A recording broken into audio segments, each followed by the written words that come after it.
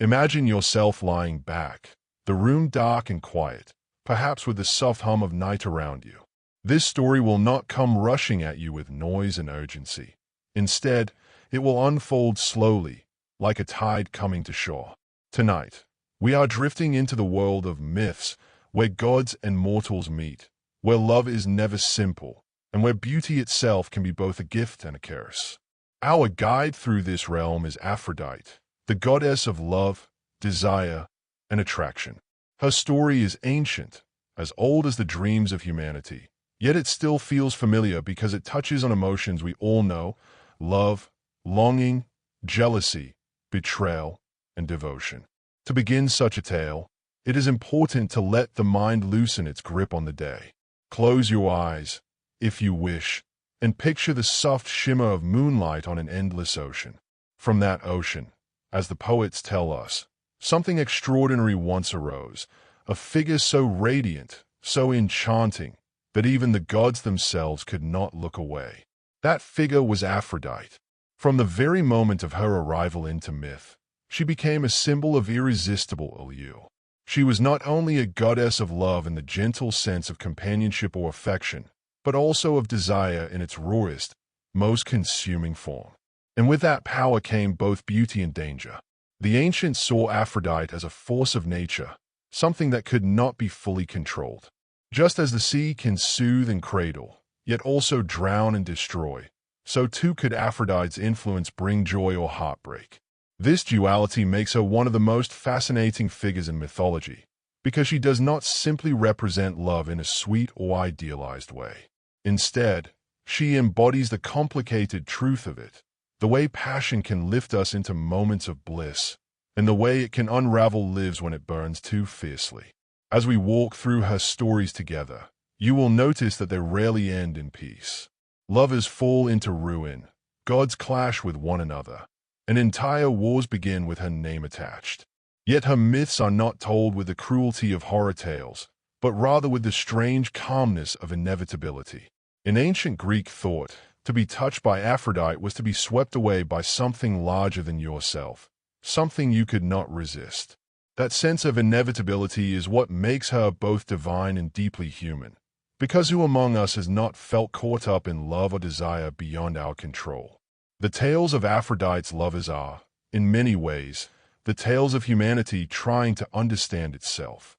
Through her, the Greeks told stories about why beauty can become dangerous, why passion leads to conflict, and why longing is never satisfied for long.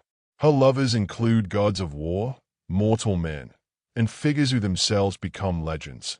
In each relationship she enters and it carries lessons, warnings, or symbolic truths. But before we explore the details of those affairs, the secret meetings, the betrayals, the moments of tenderness and tragedy, it is worth pausing here, at the beginning, to understand the atmosphere in which she belongs. Mythology was not just entertainment to the Greeks. It was a way of explaining forces of the world around them. Aphrodite, then, was not simply a beautiful goddess of poetry and sculpture. She was the living embodiment of attraction itself, the spark that draws one person to another, the quiet whisper that makes hearts race, the unseen bond that changes the course of lives. In this sense, her lovers are not merely characters in stories, but reflections of how overwhelming attraction shapes destiny. As you listen, let your mind drift back to a time when these myths were first spoken aloud, perhaps around a fire, beneath stars that seem brighter than ours today. Imagine a storyteller's voice rising and falling, lulling an audience into that liminal space between waking and dreaming. That is where Aphrodite lives, not in the harsh glare of daylight, but in the half-light, where longing is strongest and reason falls away. What makes our tale so messed up, as we sometimes say now, is not that the stories are crude or shocking by modern standards, but that they expose contradictions we still wrestle with. Love, as Aphrodite teaches, is not a pure or simple blessing. It brings joy, yes, but it also brings rivalry, deceit, and pain. Her stories remind us that beauty does not guarantee happiness, and that even the divine are vulnerable to jealousy and betrayal. And in a strange way, this makes her myths comforting, because they mirror the struggles of human life. So let us begin this journey slowly, carefully, as one would step into water.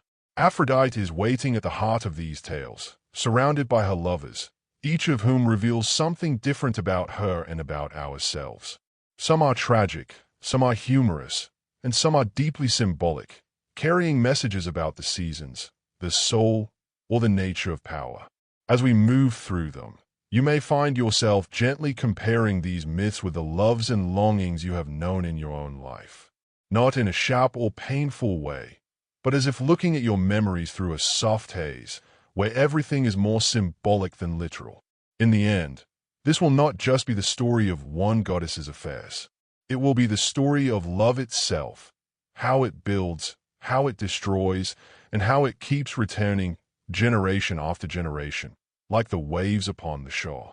For now, let your mind settle into the rhythm of the story, as we prepare to follow Aphrodite from her first moments of birth into the complicated and tangled web of her many loves. The night is long, the myths are deep, and the tale is only beginning. Picture, if you will, the wide expanse of the sea at dawn. The horizon glows with soft light, the water shifting between silver and pale blue. There is no rush of waves here, only a steady rhythm, as though the ocean itself is breathing. From this serene surface, the poets tell us, one of the most enchanting and mysterious figures in all mythology emerged. This is the story of how Aphrodite, goddess of love and desire, was born, not quietly, but with a radiance that captured the gaze of gods and mortals alike. The Greeks, as with many myths, offered more than one account of her origins, and both versions are worth lingering over. In one, told by the poet Hesiod in his Theogony, her birth is nothing less than cosmic. The story begins with Uranus, the sky, who ruled alongside Gaia, the earth. When Uranus was overthrown by his son Cronus, the act was brutal. With a sickle of flint, Cronus severed Uranus and cast his remains into the sea. It is from this violent act that something beautiful, strangely enough, was born. The drops of Uranus's essence mingled with the salt water, foaming and churning, until a form began to rise from the waves. Out of this foam, Aphros in Greek, came a radiant goddess. She stepped upon a scallop shell, carried gently by the currents, her hair glistening in the early sun. This is why Hesiod tells us she was named Aphrodite, she who is born from the foam. Imagine that scene slowly, the water glowing with gold light, the foam parting, and a figure appearing, calm and serene, yet so striking that even the sea itself seemed hushed. It is not the birth of a warrior or stormbringer, but of something more elusive. Aphrodite was born not from blood or bone, but from beauty itself, as if the universe, in all its chaos, had found a way to create harmony in the form of a goddess. But another poet, Homer, tells the tale differently. In the Iliad, he does not dwell on shells or sea foam. Instead, he describes Aphrodite as the daughter of Zeus, king of the gods, and Dione, a goddess whose name simply means the divine one. In this telling, she is not born of violence and sea spray, but rather placed firmly within the family of Olympus, a natural child of the ruling order. It is a gentler, more grounded version of her origin. Instead of rising from the ocean, she arrives through lineage, like many other gods. These two versions may seem contradictory, but they serve different purposes. Hesiod's seafoam birth paints Aphrodite as an elemental force older than the Olympians, untamed and irresistible. Homer's version, meanwhile, softens her into the familiar structure of Zeus's children, giving her a place among the established hierarchy of gods. To the ancient Greeks, these variations were not problems to be solved, but layers of meaning. Aphrodite could be both, a cosmic force beyond time, and also a divine daughter with family ties. Whichever story you prefer, what remains constant is her overwhelming presence. From the moment of her birth, she was described as dazzling, crowned with a kind of beauty that no other being could rival.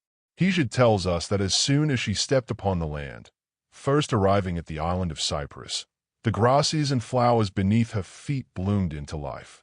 This image of her arrival, gentle yet transformative, sets the tone for her entire mythology. Wherever she goes, things change. Hearts stir, blossoms open, and destinies shift. Close your eyes and imagine Cyprus at that moment. The coastline bright with light, the air filled with the scent of salt and blossoms. Local legends say that even today, waves in certain parts of the island break with unusual froth, as if remembering her arrival. In ancient times, shrines and temples were raised there to honor her, as if the very landscape carried her essence. There is also a symbolic layer hidden in these two births. From the sea, Aphrodite becomes a child of nature, connected to fertility, the endless cycles of water and life. From Zeus, she is a figure of authority, woven into the politics of Olympus. This duality explains much of her role in myth. She is at once unstoppable and yet bound within the dramas of the gods. She is cosmic, and she is personal. She belongs everywhere and to no one. What makes this story especially striking is the contrast between the violence that preceded her and the beauty she embodied. Out of the shattering of Uranus came harmony. Out of destruction came desire. It is as though the Greeks were saying that beauty is not separate from struggle, but born out of it. In the same way, love itself often springs from moments of tension, contradiction, or even pain. Aphrodite, then, is not just about sweetness and pleasure. Her very birth reminds us that love can be complicated, tangled with forces we do not fully understand. When she first walked among the gods, the myths say, every eye turned toward her. Even the immortals, who had seen countless wonders, were struck still by her radiance. Some trembled at the thought of her power. Others longed to draw near. It was clear that she would not be a quiet presence, hidden in the background. Instead, she was destined to shape stories, to set events in motion, and to pull even the greatest of gods into her orbit. As we reflect on this, let the imagery linger in your mind. A shell drifting over calm seas, carrying with it the spark of desire that would forever change Olympus. Or, if you prefer, a child cradled within the mighty order of Zeus, born of divine blood and destined for influence. Both are true in their way, and both remind us that Aphrodite was not simply one among many, but a force unlike any other. So her journey begins here, in the shimmer of sea foam and the glow of divinity. The goddess of love, already touched by paradox, both soothing and unsettling, both gentle and dangerous. As we continue, we will see how this birth set the stage for every story to come, as her presence entwines gods and mortals alike in a web of longing, rivalry, and fate. For now, let that first image settle like a lullaby. The sea, the foam, and a figure of perfect beauty stepping softly into the world. When we think of love, we often imagine warmth, comfort, and a sense of belonging. Yet love, as every human heart has known, can also be a storm, sudden, unpredictable, and overwhelming. In the myths of the ancient world, no figure embodies this duality more clearly than Aphrodite. She is at once the gentle goddess of affection, binding people together in harmony, and the dangerous spirit of passion, leading to rivalry, jealousy, and ruin. To understand her story, we must see her not only as the radiant beauty who brings blossoms to bloom, but also as the restless energy that can unsettle even the firmest bonds. From her earliest moments, this paradox was visible. Her birth, whether from sea foam or divine lineage, carried with it a sense of contradiction, beauty born from violence, desire emerging from cosmic upheaval. The Greeks understood that such beginnings hinted at her true nature. She would never be simple or one-dimensional. Instead, she would carry within herself the power to inspire tenderness and connection, while also stirring unrest and conflict. In some myths, Aphrodite is portrayed as the gentlest of goddesses, bringing warmth to marriages, ensuring fertility of the land, and softening the hearts of even the sternest gods. The ancients prayed to her for unions to be blessed, for children to be conceived, and for love to flourish in their lives. In this sense, she was a comforter, a source of sweetness in a world that could otherwise be harsh. Her temples in places like Cyprus and Corinth were not just centers of ritual, but sanctuaries where people sought relief from loneliness and longing. But this is only one side of the story. For just as often, she appears as a disruptive force. Myths describe her as quick to anger, vengeful when slighted, and careless about the chaos her passions caused. One of the most famous examples is her role in the Judgment of Paris. When she promised Paris, a mortal prince, the love of the most beautiful woman in the world, she set into motion events that would ignite the Trojan War, a conflict that cost countless lives and forever reshaped legend. To the Greeks, this was not an accident, but a reminder of how desire, unchecked, can spiral into destruction. The ancients did not see this as a contradiction to her being the goddess of love.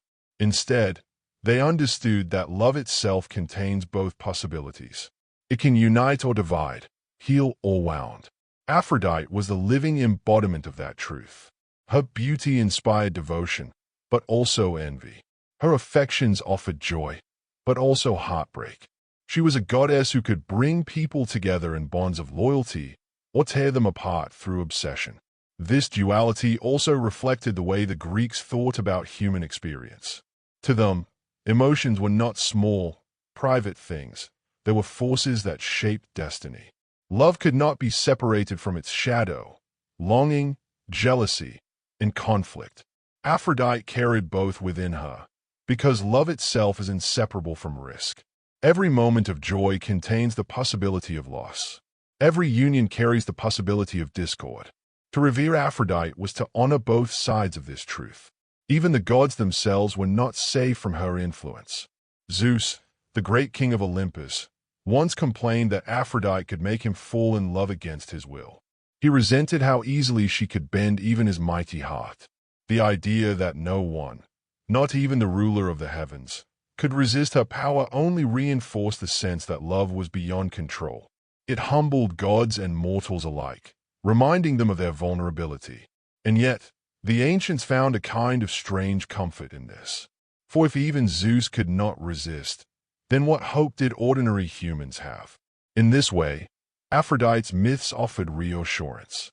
The struggles of love, the mistakes made in passion, the jealousies and heartbreaks, all were part of the great cycle, something shared by gods and mortals alike. No one was immune, and therefore no one was alone in these experiences. It is this mixture of comfort and warning that gives her stories their timeless quality. When Aphrodite blesses a union, the world feels tender and whole. When she intervenes in rivalry or takes offense, storms break loose. Both possibilities remind us that love is never neutral. It moves us, shapes us, and sometimes overwhelms us. As you listen to these myths in the quiet of night, it is worth lingering on this paradox. Think of love as both a calm breeze and a sudden wind.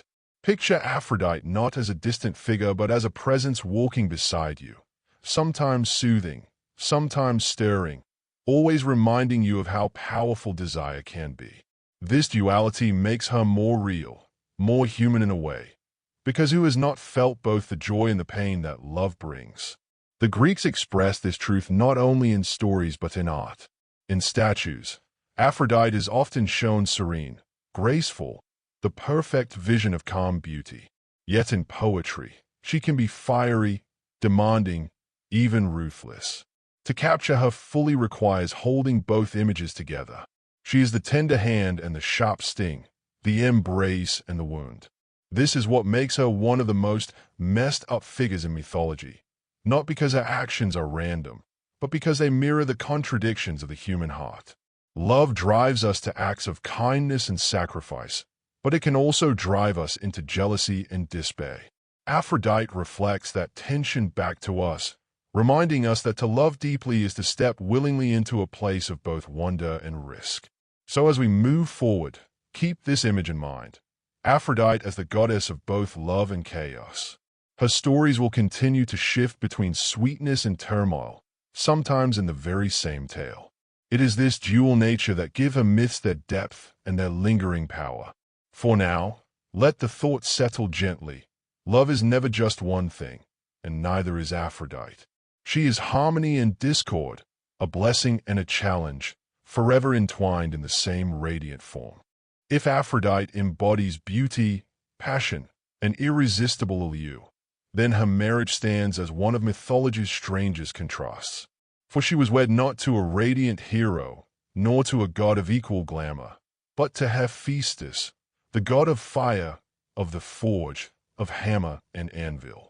Where she was elegance, he was endurance. Where she was radiant, he was scarred. Where she charmed the world, he labored in smoke and flame. The union, arranged rather than chosen, has long fascinated storytellers because it seems less like a romance and more like a puzzle. What happens when love and craftsmanship, beauty and imperfection, are bound together by fate? Hephaestus was unlike any other Olympian, born of Hero alone, in some versions, or of both Hero and Zeus in others. He came into the world already marked by difference. In many stories, he was lame, his gait uneven, his body imperfect by divine standards. Some myths tell of Hera casting him down from Olympus in disgust, ashamed of his form. Others say Zeus hurled him from the heights during one of their quarrels. Whatever the cause, Hephaestus knew exile and rejection. He fell for 9 days before landing in the sea, where he was cared for by the sea goddesses Thetis and Eurynome. It was from them that he began to hone his craft, learning the patience and focus that would make him the greatest smith the gods had ever known. When he eventually returned to Olympus, he did so not with the glamour of a warrior, but with the skill of a creator. His hands built wonders, thrones that shimmered with hidden traps, palaces of bronze that gleamed with impossible perfection, and weapons fit for gods and heroes alike. His forge became a place of miracles. Fire obeyed him, metal bent to his will, and from his tools came beauty of a different kind, shaped not by physical allure, but by artistry and patience. And yet, for all his brilliance, Hephaestus was not the god others sought for companionship or love. His appearance set him apart, and his bitterness at rejection lingered. Hera, perhaps out of guilt, or perhaps as part of political balance, arranged for him to marry Aphrodite. Some stories suggest it was Zeus himself who promised her hand as a reward for Hephaestus' service. In either telling, the pairing feels mismatched. Hephaestus, the diligent smith, bent over his forge with ash on his hands. Aphrodite, the goddess of irresistible beauty, who turned every head she passed. Imagine the halls of Olympus on their wedding day. The gods gather, some in awe, some amused, watching as radiant Aphrodite is joined to the limping craftsman. For her, this was no tale of passion fulfilled, but a union of convenience and command. For him, it was both an honor and a burden, an honor to claim the most beautiful of goddesses as his wife, and a burden to know she was his not by choice, but by arrangement. In this marriage, the dual nature of Aphrodite reveals itself again. She became the wife of Hephaestus, but never the faithful companion. Her heart wandered quickly to others, most famously to Mars, the god of war. The contrast between her husband and her lover could not have been sharper. Hephaestus worked in fire that built and shaped. Mars burned in fire that destroyed. Hephaestus's world was steady labor. Mars's was chaos and blood. Yet it was Mars who drew her, not the patient husband waiting at the forge. But before their betrayals unfolded, let us pause to consider what this marriage symbolized. The Greeks often told stories not only to entertain, but to reflect truths about the world they lived in. To bind beauty and craftsmanship together might seem strange, but it carries meaning. The Greeks admired not only physical allure but also the creations of human hands, the statues, the temples, the weapons that shaped their lives. Perhaps the marriage of Aphrodite and Hephaestus was an attempt to unite these two ideals, the beauty of the body and the beauty of craft. And yet, the unease of the pairing also suggests a warning. Appearances and talents do not always align in harmony. Hephaestus himself seemed aware of the imbalance. Myths often describe him as watchful, suspicious of his wife's affections. He built contraptions of cunning design, some say to guard her, others to catch her if she strayed. In one tale, he crafted a golden throne as a gift to Hera, his mother, but when she sat upon it, she was trapped. No god could free her until Dionysus brought Hephaestus back to Olympus, drunk with wine, to release her. This story reveals his bitterness but also his cleverness, traits that marked his relationship with Aphrodite as well. For Aphrodite, The marriage was something to endure rather than to cherish. Her nature was passion, movement, the stirring of hearts. To be bound to a husband of patience and endurance must have felt stifling. In many ways, her constant affairs can be seen as a reaction to this confinement. The myths do not tell us of tender love between them, but of contrast, suspicion, and eventual humiliation. Their story is not one of union, but of imbalance. Still, there is something poignant in Hephaestus' role. He loved in his way, through craft and attention, though perhaps without the glamour Aphrodite desired. His suffering, both from rejection in youth and betrayal in marriage, makes him one of the more sympathetic gods. Where others acted with arrogance or cruelty, Hephaestus seemed to act out of wounded pride. His art was his refuge, his forge his sanctuary. In this sense, his marriage to Aphrodite only deepened his solitude, reminding him that even when granted beauty's hand, he would not be granted her heart. Theirs, then, is a marriage not of romance but of lesson. It shows how forced unions rarely bring peace, how mismatched desires lead to discontent, and how even gods are not free from the struggles of partnership. It also prepares us for the tangled web of lovers that will follow, for Aphrodite's heart could never remain still within the bounds of a single husband. As we rest here in the story, let the imagery linger, a forge glowing in the darkness, sparks flying as Hephaestus bends bronze to his will, and, elsewhere, Aphrodite walking among the gods, every eye turning toward her. Their lives touched but did not blend. The goddess of beauty and the god of fire were joined, but their bond was always fragile, always strained.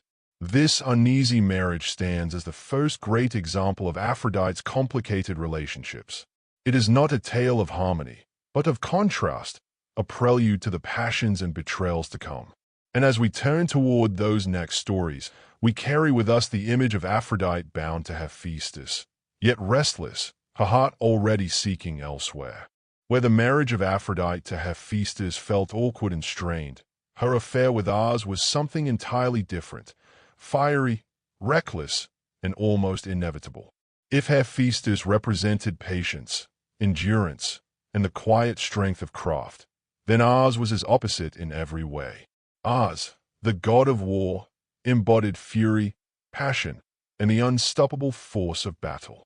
He was loud where Hephaestus was silent, impulsive where Hephaestus was steady, and full of restless energy where Hephaestus bent over his forge with discipline.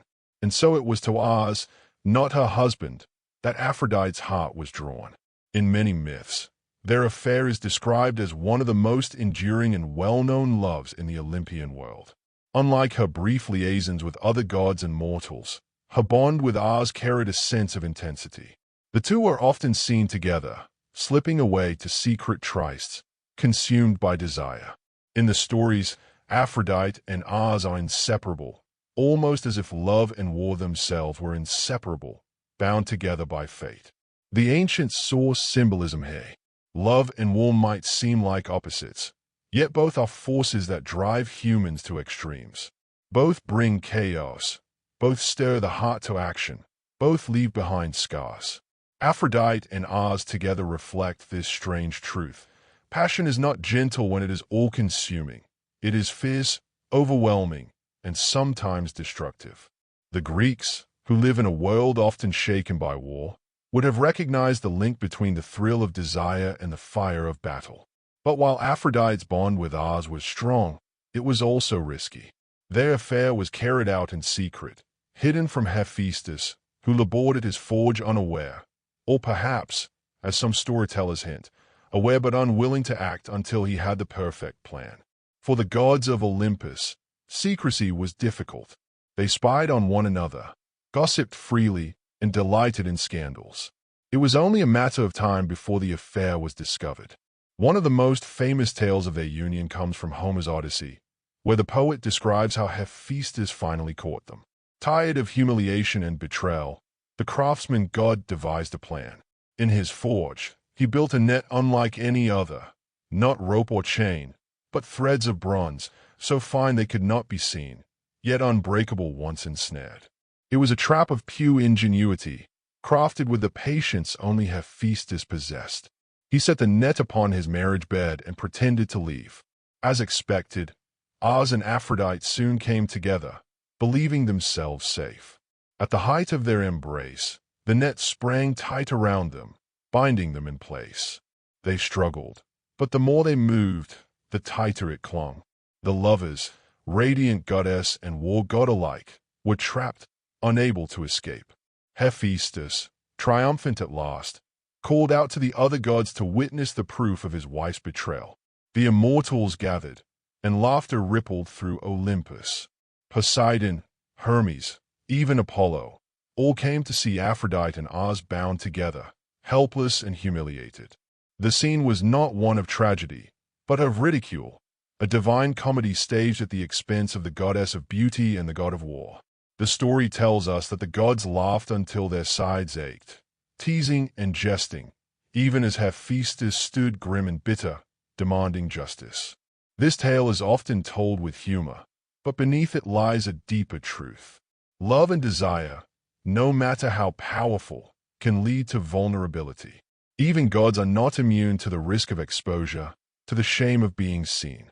In this story, the goddess who inspired longing in all others finds herself the subject of laughter. The god of war, who struck fear into mortals, lies bound and mocked. Desire, unchecked, can lead not only to passion but also to humiliation. Yet, curiously, the affair did not end here. The laughter of the gods did not break the bond between Aphrodite and Oz. Instead, the two continued their relationship, less secret perhaps, but no less devoted. In fact, some myths say they bore children together, Phobos, fear, and Deimos, terror, who followed Oz into battle, and Harmonia, who embodied the reconciliation after conflict. These children themselves are symbolic, showing how love and war together produce both chaos and balance, both destruction and healing. It is easy, in the quiet of night, to picture the two lovers as embodiments of extremes. Aphrodite, radiant, drawing hearts to her with effortless grace. Oz, fierce, reckless, always rushing headlong into battle. Together, they are like flame and wind, dangerous, yet impossible to resist. Their passion is not calm or tender, but consuming. For listeners today, their story reminds us that attraction is often drawn to contrast. Where Hephaestus offered stability, Oz offered fire. Where a husband gave her duty, her lover gave her abandon.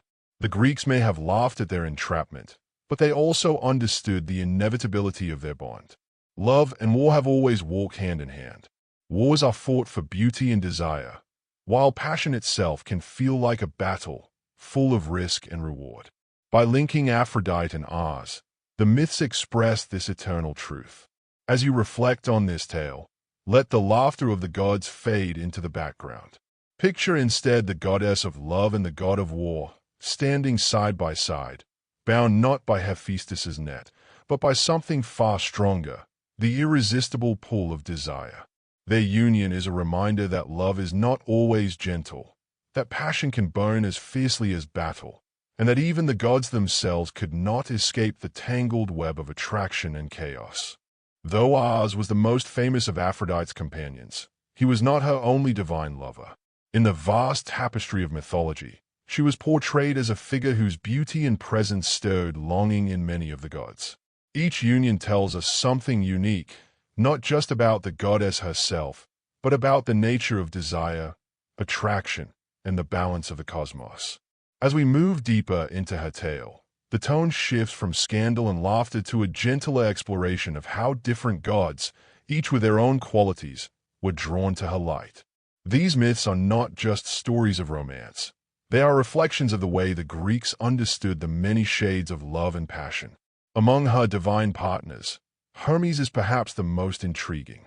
The messenger god was quick, clever, and endlessly resourceful. While Oz embodied brute force and raw emotion, Hermes represented wit and movement, the cunning that slipped between boundaries. Myths suggest that Aphrodite and Hermes shared a brief but meaningful union. From this bond came Hermaphroditus, a being whose very existence embodied both male and female, merging the qualities of each parent into one harmonious form. This child stood as a symbol of unity, of the blending of opposites, and of the truth that love itself can transform and reshape identity. For the ancients, Hermaphroditus represented a mystery of nature, an acknowledgement that love has the power to dissolve boundaries. Then there was Poseidon, the god of the sea. In some traditions, Aphrodite and Poseidon were linked, their love story weaving together two primal forces, water and beauty. The sea, after all, was her birthplace, the foam from which she first arose. With Poseidon, her connection to the ocean deepened, and in their union we see the meeting of boundless waters with boundless desire. The sea is both nurturing and dangerous, calm one moment and storming the next. So too was Aphrodite's love. Their pairing suggests an almost natural kinship, as though Aphrodite was drawn back to her origin, and Poseidon found in her a reflection of his own depths. In another set of myths, Dionysus appears as one of Aphrodite's divine lovers. Dionysus, the god of wine, revelry, and ecstasy, shared with Aphrodite a domain of indulgence and surrender. Both gods invited mortals to abandon restraint, she through desire, he through intoxication. Together, their union embodied the dissolution of order, the invitation to lose oneself in passion and joy. Some tales suggest that from their bond came Priapus, a fertility god who symbolized both abundance and excess.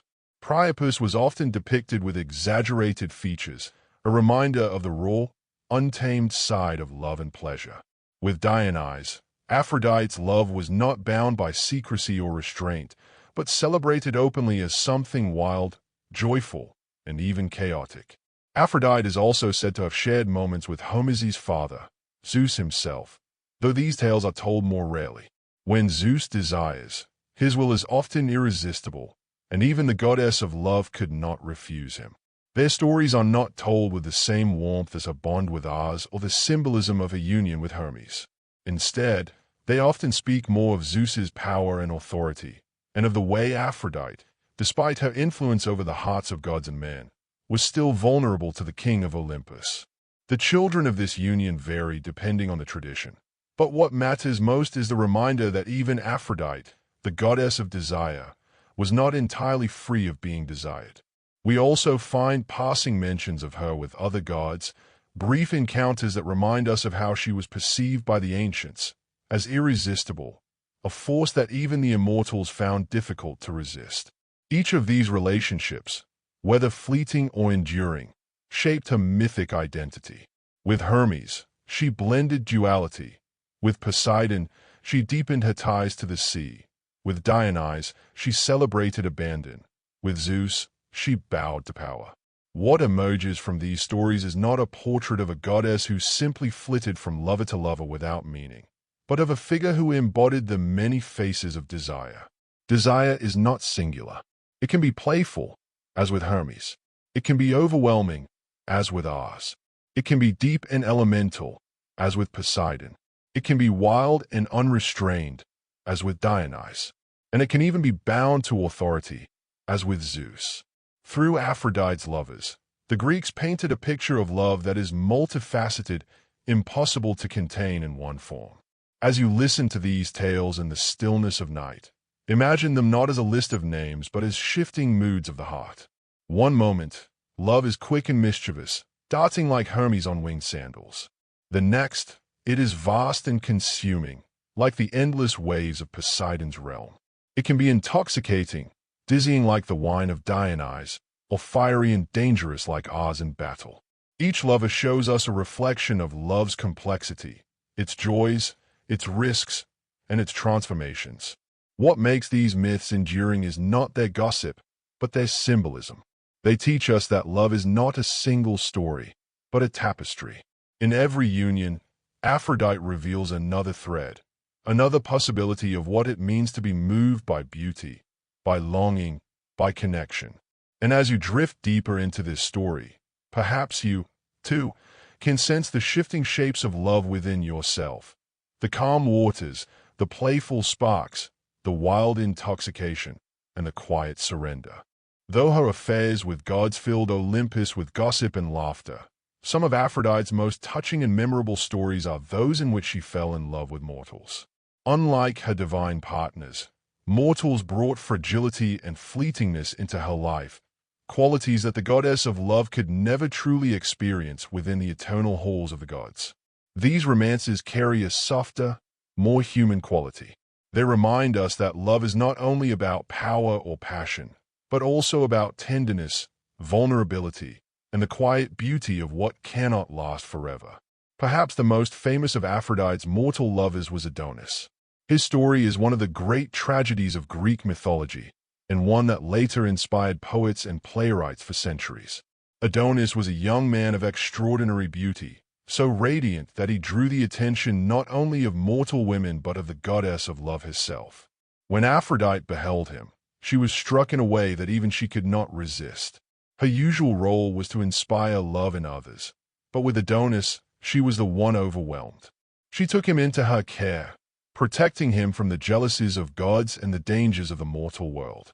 But Adonis was a hunter, and despite her warnings, he roamed the forests in pursuit of wild game. One day, he was struck down by a wild boar. Some say Ars, jealous of Aphrodite's affection for a mortal, transformed into the beast and killed him in revenge. Others say it was simply the cruel hand of fate. In either case, Adonis died young, his life cut short before it could fully bloom. Aphrodite's grief was deep, unlike anything she had felt before. She wept over him, and from her tears and his blood sprang the red anemone flower, a symbol of love lost too soon, of beauty that fades. This myth held profound meaning for the Greeks. Adonis became a figure of the cycles of life and death, echoing the changing seasons. Some traditions even say he was allowed to spend part of the year in the underworld with Persephone and part of the year above with Aphrodite, symbolizing the return of spring after the barrenness of winter. In this way, the goddess's love for a mortal became a metaphor for renewal, loss, and the eternal rhythm of nature. Another mortal touched by Aphrodite's love was Anchises, a Trojan prince. Their story is gentler, less tragic, but equally significant. Disguising herself as a mortal maiden, Aphrodite approached Anchises on the slopes of Mount Ida. Struck by her beauty, he welcomed her into his bed, unaware of a divine identity. Only after their union did she reveal the truth, and Anchises was left in awe, and some versions say, in terror, at what had happened.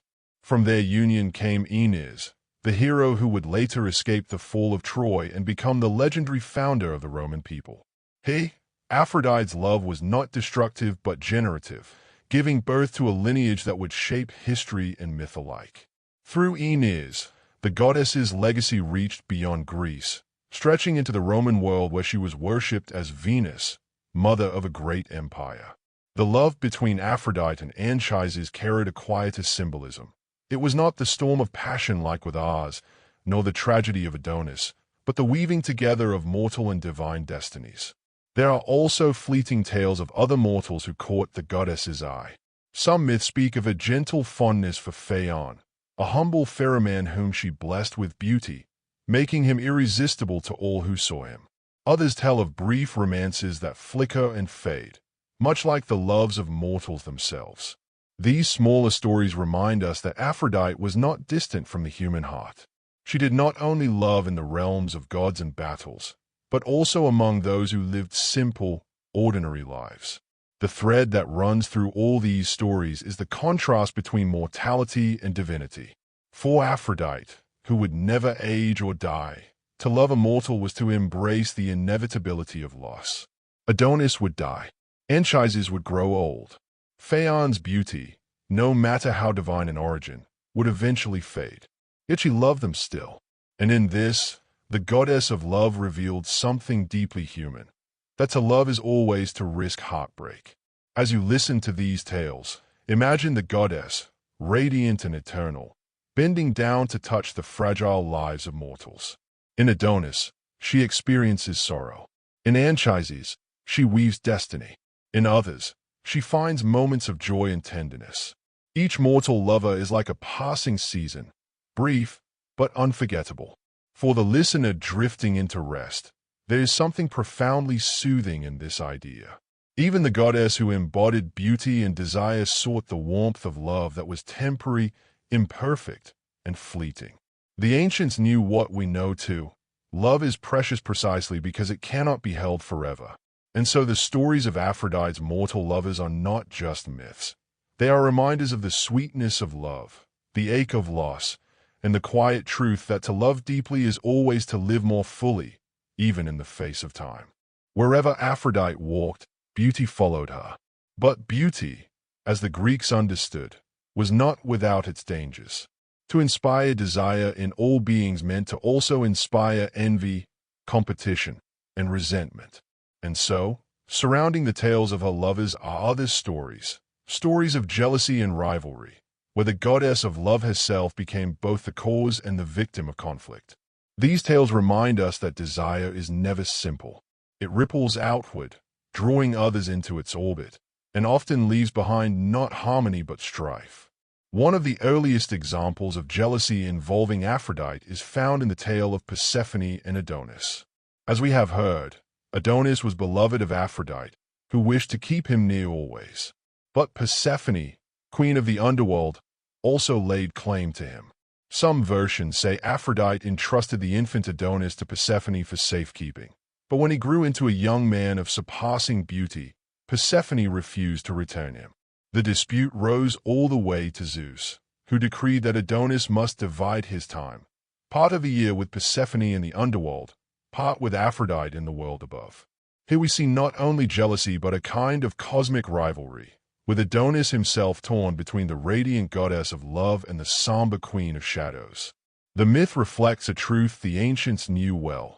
Beauty and desire rarely remain uncontested. Another thread of jealousy appears in the story of Mars and Aphrodite's affair. Though the Olympian gods laughed when Hephaestus trapped them in his unbreakable net, underneath that laughter lay bitter rivalry. Hephaestus's humiliation stemmed not only from betrayal, but also from envy of Mars, who had captured his wife's heart. In some retellings, the jealousy did not belong solely to Hephaestus. Hera, too, disapproved of Aphrodite's behavior, while other goddesses watched with a mixture of envy and curiosity. Love, even divine love, is not free of competition. It becomes a mirror of human entanglements, where desire and envy often walk side by side. Jealousy also shaped myths in subtler ways. Consider the goddess Eos, the dawn. Eos was said to be cursed by Aphrodite after she had dared to fall in love with Mars. Out of jealousy, Aphrodite condemned Eos to forever desire mortal men, a punishment that ensured she would suffer endless heartbreak as one lover after another aged and died. This story is striking, for it shows Aphrodite not as the passive object of jealousy but as the active source of it. The goddess of love, though radiant, was not immune to envy herself. Even she, who inspired passion in gods and mortals alike, feared losing her beloved to another. This theme recurs in the broader cycles of myth. Aphrodite's beauty and influence often provoked rivalry among the other goddesses. The most famous instance of this is the judgment of Paris, which set in motion the Trojan War. Though this story centers not on her lovers but on her vanity, it still highlights the link between desire and jealousy. When Paris was asked to choose the fairest among Hera, Athena, and Aphrodite, each goddess offered him a bribe. Aphrodite promised him the love of the most beautiful mortal woman, Helen of Sparta. Paris accepted her gift, and his choice sparked one of the greatest conflicts in mythology. Here again, jealousy lies at the heart of the tale. The rivalry of goddesses for the title of fairest, the envy of men who fought over Helen, and the jealous wrath of Hera and Athena, who turned against Troy for Aphrodite's victory. Jealousy also appears in smaller, quieter myths. Some mortals who crossed paths with Aphrodite's lovers found themselves cursed or punished simply for being near. Women who loved Adonis were scorned, while men who admired Aphrodite were often struck down by jealous gods. These stories remind us that love, even when beautiful, often carries with it an undercurrent of danger. To be desired by a goddess was a blessing, but also a risk. When we step back from these stories, we see a pattern. Jealousy was not an accident in Aphrodite's myths, but a constant presence. The ancients knew that love rarely exists without rivalry. To desire someone is to risk losing them, and to be beautiful is to risk being envied. These truths, woven into myth, help the Greeks make sense of the tensions they saw in their own lives. And yet, even jealousy served a purpose in these tales. It was not only destructive but also transformative. The rivalry between Aphrodite and Persephone explained the seasons. The jealousy of the goddesses at the judgment of Paris gave rise to epic poetry and the lessons of war. Even Aphrodite's curse upon Eos revealed the pain of endless longing, a reminder that love, when twisted by envy, becomes an ache without resolution.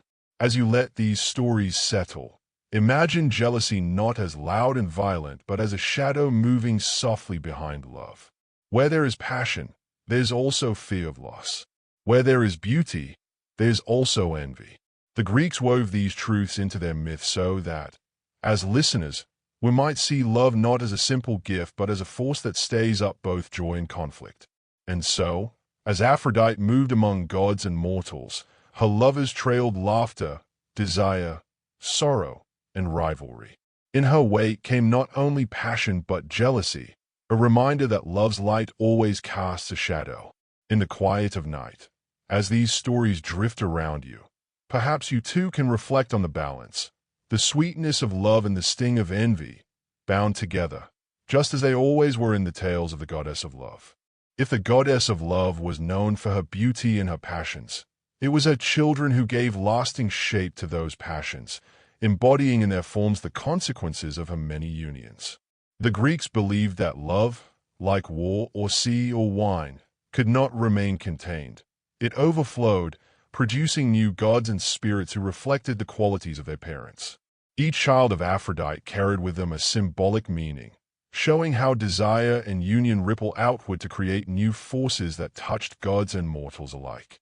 The most famous of Aphrodite's children is Eros, the god of love himself. In some traditions, Eros is primordial, older than Aphrodite, a force of creation at the dawn of the cosmos. In others, he is her son, born from her and Ars, or sometimes Hermes. This shifting parentage reflects the way the ancients understood love. It could arise out of passion, out of wit, or out of beauty itself. Eros was often depicted as a playful youth with wings and bow, shooting arrows that stirred desire in the hearts of gods and mortals. Yet beneath this playful exterior was immense power. It was Eros's arrow that caused so many of the loves and tragedies we hear in myth. His existence as Aphrodite's child reminded listeners that love does not stay still. It spreads, disrupts, and creates new stories wherever it lands. From her union with Ars, Aphrodite was also said to have borne Phobos and Deimos, fear and terror. These twin figures were companions of Ars on the battlefield, spirits who ran alongside warriors, filling them with dread or frenzy. The connection here is clear. When love and war are bound together, the offspring are both alluring and frightening. The ancients recognized that passion is not always tender. It can give rise to dread, obsession, or destructive intensity. By naming Phobos and Deimos as her children, mythology acknowledged that love's consequences are not always gentle, but can be overwhelming forces that shake the heart as much as any battlefield. Alongside these darker children came Harmonia, also born of Aphrodite and Ars. Harmonia was a goddess of balance, concord, and reconciliation. She represented the harmony that follows conflict, the calm after a storm. The Greeks understood that out of the union of opposites, love and war, beauty and strife, could come not only chaos but also resolution. Harmonia's very name and presence suggested that even in the most tangled webs of passion and rivalry, peace could emerge. Her mythic role as the wife of Cadmus, founder of Thebes, placed her firmly within the human world, tying Aphrodite's legacy to the founding of great cities and the destiny of mortals. From Aphrodite's union with Hermes came Hermaphroditus, one of the most mysterious of her children.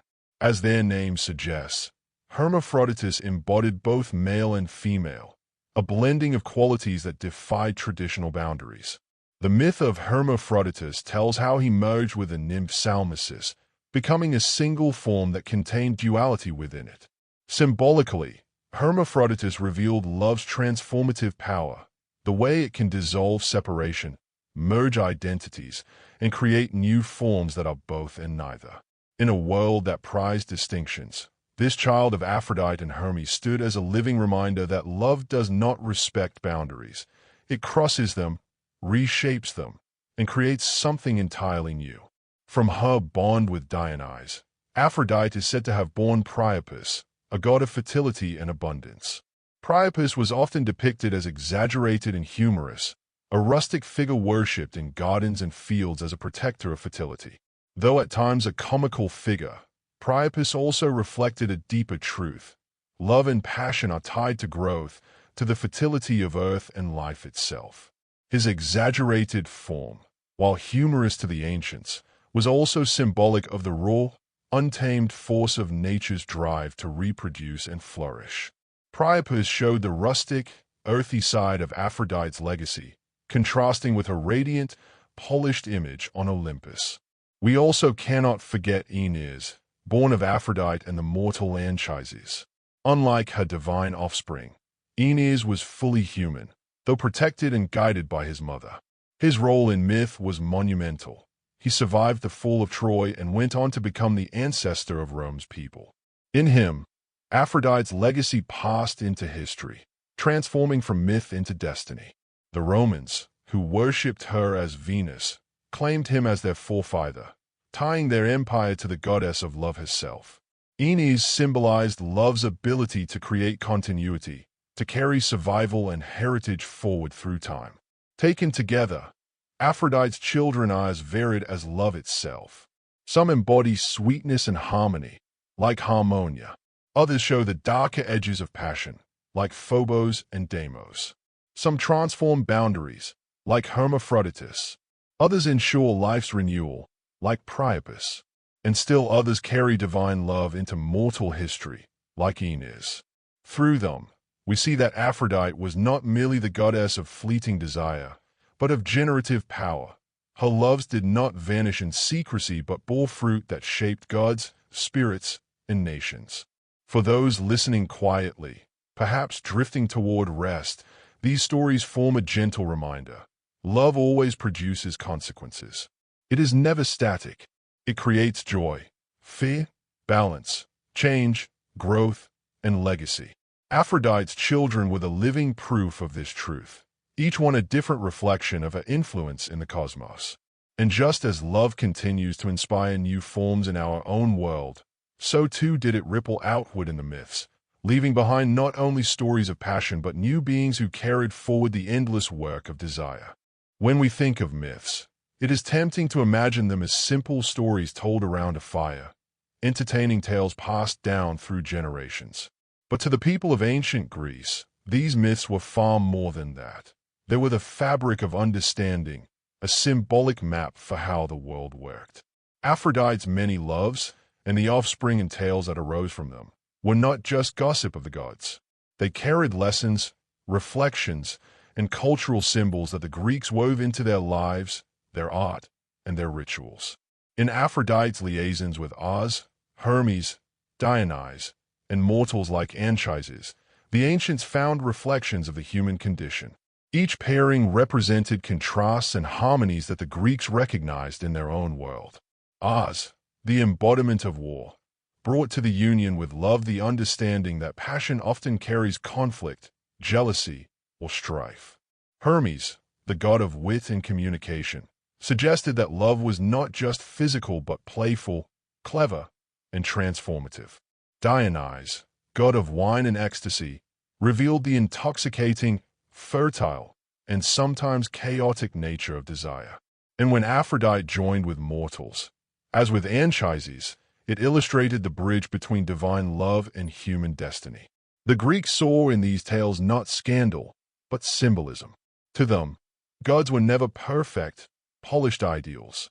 Instead, gods were magnified reflections of human traits, woven into stories so that people could meditate on the forces that shaped their lives. In the loves of Aphrodite, they saw how desire could unify and divide, heal and harm, create and destroy. These paradoxes were not meant to confuse but to soothe, reminders that contradictions are natural, that love can be both beautiful and dangerous, both life-giving and consuming. In temples and sanctuaries, the cultural weight of these myths became visible. Aphrodite was honored in many forms, as Aphrodite Urania, the celestial goddess of pure, spiritual love, and as Aphrodite Pandemos, the goddess of earthly passion, binding communities together. Her different epithets captured the duality of her myths. When Greeks prayed to Aphrodite Urania, they sought balance, harmony, and higher connection. When they honored Aphrodite Pandemos, they embraced fertility, unity, and the everyday bonds of marriage and community life. The lovers of Aphrodite symbolized these two sides, some more celestial, like her bonds with divine gods, and others more earthly, like her love for Anchises. Art also reflected this deep symbolism. On painted vases, Aphrodite appears in the company of her lovers or children, framed with symbols of desire, roses, doves, swans, or mirrors. Sculptors captured her in moments of beauty and vulnerability, while poets spoke of her unions as natural metaphors. For example, the pairing of Aphrodite and Mars was painted not merely as scandal, but as the union of love and war, eros and strife, creating a balance of opposites. The children from that union, like Harmonia, reinforce the idea that even discord has the potential to produce peace. Through such depictions, the Greeks absorbed the message that life itself is made of opposites, forever in need of balance. Her love stories also entered into rituals. Festivals such as the Aphrodisia were celebrated in her honor, where communities purified her temples and made offerings. In such moments, her myths of passion were remembered not only as stories but as forces guiding fertility, unity, and well-being. When sailors prayed to Aphrodite Euploia, Aphrodite of the fair voyage, they may have remembered her love with Poseidon or her birth from the sea foam, calling upon her to steady the waters. To worship Aphrodite was to acknowledge the broad sweep of her powers, from beauty and desire to protection and continuity. But beyond religious life, the symbolism of her love seeped into philosophy. Thinkers such as Plato explored Aphrodite's duality, distinguishing between the higher love of the mind and spirit and the lower, earthly love of the body. This dual interpretation mirrored her mythic relationships, some lovers representing the lofty, divine aspects of connection, others the earthly pool of desire. Through her myths, philosophers could articulate the complexity of eros, the force that drives human longing for beauty, knowledge, companionship, and even the divine. For the Romans, who inherited and transformed these myths under the name Venus, the symbolism became even more political. Her love with Anchises, producing Aeneas, tied her directly to the founding of Rome. For them, Aphrodite's union with a mortal was not just a love story. It was destiny, granting Rome divine ancestry and legitimacy. In this way, the goddess of love became a symbol of empire, her myth serving as a cornerstone of cultural identity.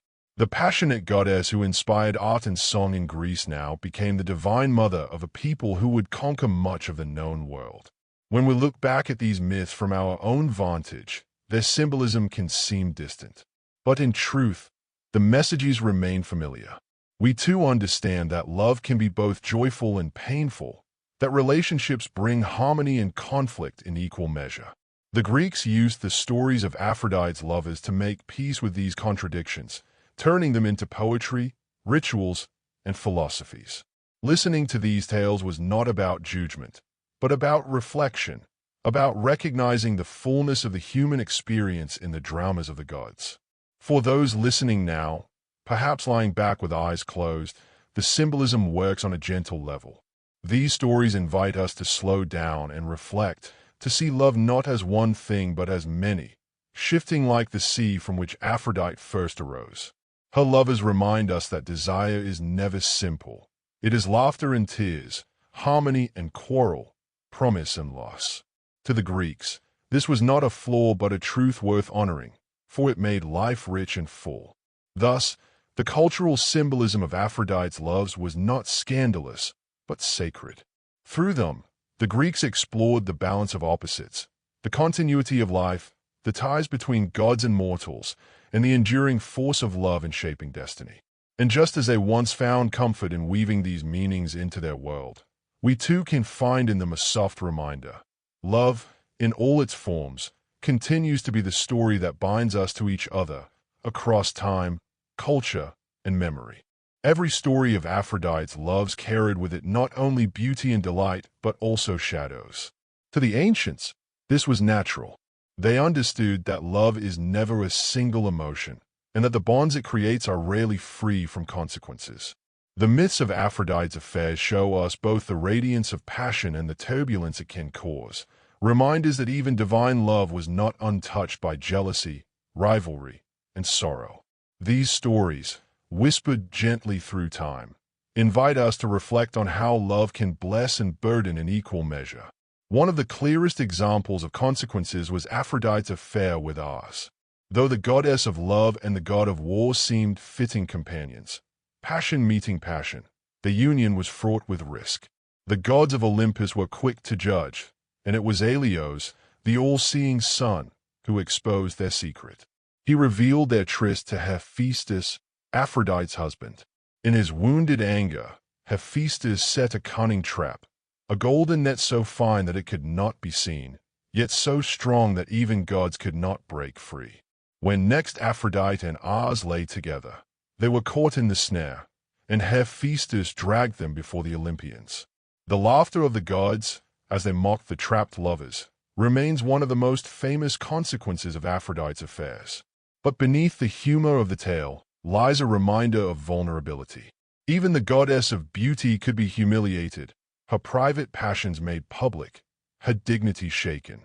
The story spoke to the Greeks of how fragile desire could be, how easily it could turn into shame when exposed to the world's eyes. Aphrodite's loves also led to rivalries among mortals. The tale of Hippolytus, the chaste son of Theseus, reveals the darkest side of her power. Hippolytus rejected the worship of Aphrodite, devoting himself instead to Artemis, goddess of the hunt and chastity. Angered by his disdain, Aphrodite vowed to destroy him. She caused Phaedra, Hippolytus's stepmother, to fall desperately in love with him. When he rejected her, Phaedra, consumed by shame and despair, took her own life, but not before leaving a note that accused Hippolytus of attempting to dishonor her. Theseus, enraged, cursed his son, and Hippolytus met a violent death. This story carried a solemn warning. To ignore or scorn love was as dangerous as indulging it recklessly.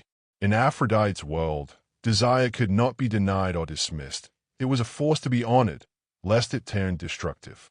For listeners then, as for us now, the myth suggested that shutting one's heart entirely to love might invite its shadow instead. Other consequences appear in the story of Paris and the judgment that led to the Trojan War. When Paris was asked to choose which goddess was the fairest, Hera, Athena, or Aphrodite, each offered him a gift. Aphrodite promised him the love of the most beautiful mortal woman in the world, Helen of Sparta. Paris chose her, and thus Aphrodite's gift set into motion one of the greatest conflicts of myth. Helen's abduction to Troy brought about years of war, countless deaths, and the fall of a great city. Here we see desire stretching beyond personal consequence into the fate of nations. Love was not portrayed as harmless or private, but as a force powerful enough to topple kingdoms. Aphrodite's involvement was both protective and destructive. She stood by Paris and Helen, shielding them from harm, even as her gift had doomed thousands. For the Greeks, this duality reflected the reality that desire could create bonds stronger than loyalty to city, king, or kin. It could overturn the world. The consequences of Aphrodite's loves were not always tragic, but they were always transformative. Her children, as explored earlier, carried symbolic meaning, and their births often reshaped the mythic world. But alongside creation came loss. Lovers such as Adonis remind us of this truth. Adonis was a beautiful youth, loved deeply by Aphrodite, yet he was mortal and therefore vulnerable. Despite her warnings, he hunted recklessly and was gored by a wild boar. The goddess mourned him bitterly, her grief spilling across the earth in flowers, the anemone, said to have sprung from his blood. His death reminded mortals of the fleeting nature of beauty and passion, as delicate and brief as spring's blossoms. In each of these tales, the consequences of Aphrodite's loves carried moral weight. The Greeks did not see them as cautionary tales in the modern sense, but as mirrors of life. They knew that love could expose us to joy and humiliation, to creation and destruction, to loyalty and betrayal. In telling these stories, they acknowledged that desire is one of the most powerful forces in existence, one that can lift hearts or unravel destinies. For us, lying back and listening to these myths in the quiet, the message becomes softer, more meditative. We are reminded that every bond carries ripples, and that love always leaves traces, whether sweet or sorrowful. The Greeks gave those ripples names and faces: Ars, Hephaestus, Phaedra, Paris, Adonis, so that their lessons could be remembered. But behind those names is the same truth we know today. Love transforms, and in its transformation, something is always gained and something lost. Thus, the stories of Aphrodite's loves are not simply tales of scandal. They are stories of consequence, of cause and effect, of the way desire intertwines with every thread of life. To listen to them is to see how love moves not in straight lines but in circles, weaving beauty and sorrow together into a single tapestry. And in that weaving, perhaps, we find comfort, knowing that even the gods themselves were caught in the same patterns of passion and outcome that shape our own lives. Though Aphrodite was the goddess of beauty and desire, her myths remind us that beauty does not always bring peace. Love is a powerful force, but so too is envy. And in the stories told by the ancients, Aphrodite was not a goddess who tolerated disrespect or disregard. When her power was slighted, when mortals or gods dismissed her, or when her authority was challenged, she responded with jealousy and wrath. These tales were not meant only as warnings, but as lessons about respecting love, honoring desire, and remembering that even gifts as gentle as beauty have sharp edges. One of the clearest examples of Aphrodite's jealous nature comes from the story of Psyche. The mortal woman was said to be so breathtakingly beautiful that people began to compare her to the goddess herself. Some even whispered that Psyche surpassed Aphrodite, offering her worship and reverence that should have gone to the Olympian queen of beauty. Enraged by this insult, Aphrodite determined to punish Psyche. She sent her son Eros to pierce Psyche with an arrow that would cause her to fall in love with a monstrous creature. Yet when Eros saw her, he was overcome by her beauty and fell in love with her himself. The tale unfolds not as a simple punishment but as a long series of trials.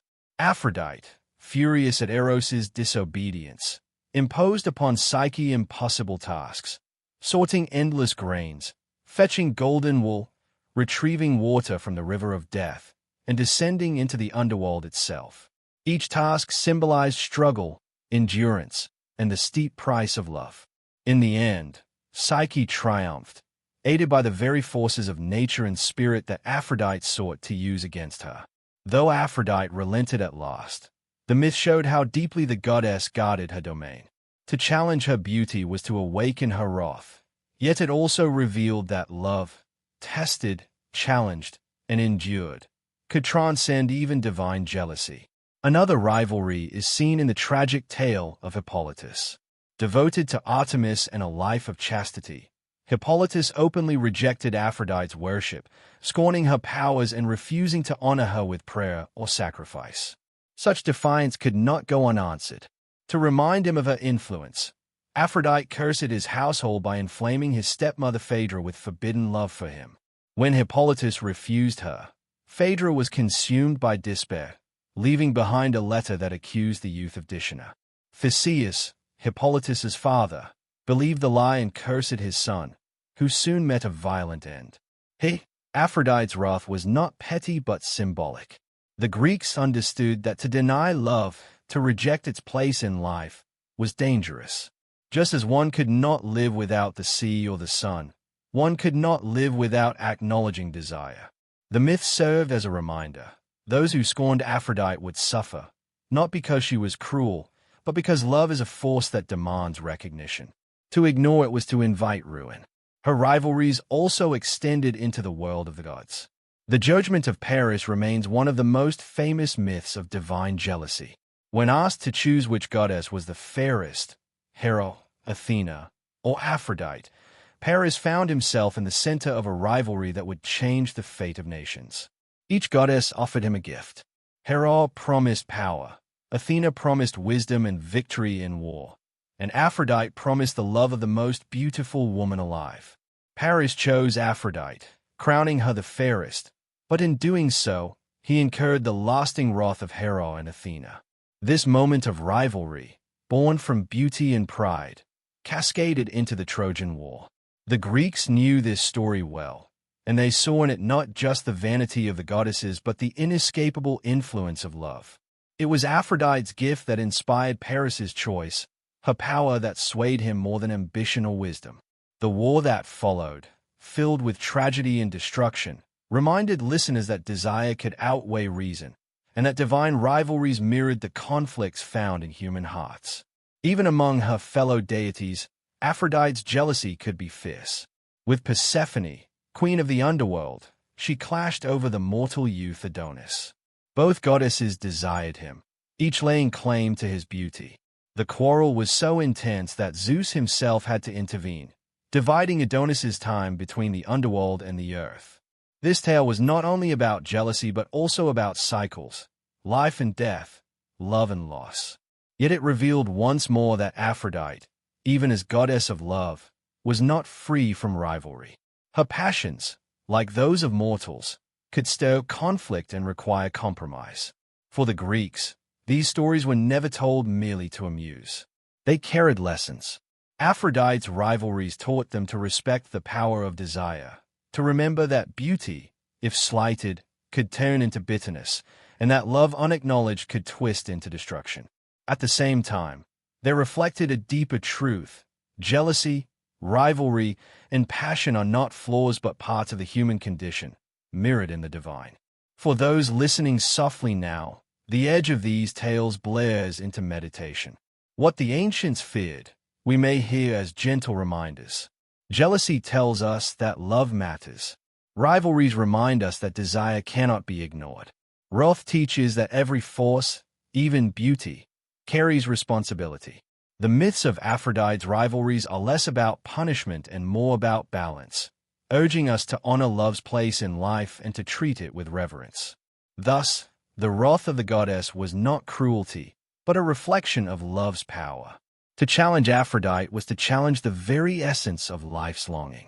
And in these myths, we find a soft but steady truth. Love, whether tender or fierce, will always demand to be seen, honored, and remembered. Among all the tales of Aphrodite, it is her bonds with mortals that strike the softest and most tender chords. For while her unions with gods were filled with passion, rivalry, and symbolism, her connections with human beings revealed another side of her character, one that was protective, bittersweet, and deeply tied to the fragility of mortal life. Through these stories, the ancients reflected on the delicate bridge between the divine and the human, and how love could cross that boundary, even if only for a fleeting moment. The story of Anchises, a Trojan prince, is one of the most enduring examples. Aphrodite, disguised as a mortal maiden, came to him with all the grace and beauty of a goddess hidden in earthly form. Anchises was overcome by her presence, and together they conceived Aeneas, the hero who would survive Troy's fall and become the forefather of Rome. Yet the story was tinged with both tenderness and caution. When Anchises discovered that his lover had been the goddess herself, he trembled in fear. To lie with a goddess was both an honor and a peril. Aphrodite reassured him, promising protection for him and their child, but her warning was clear: he must never boast of their union. For the Greeks and later the Romans, this myth revealed the dual nature of divine love. On one hand, it was a blessing, producing a child who carried destiny within him. On the other, it was dangerous. Mortals who grew too proud of their intimacy with gods often invited ruin.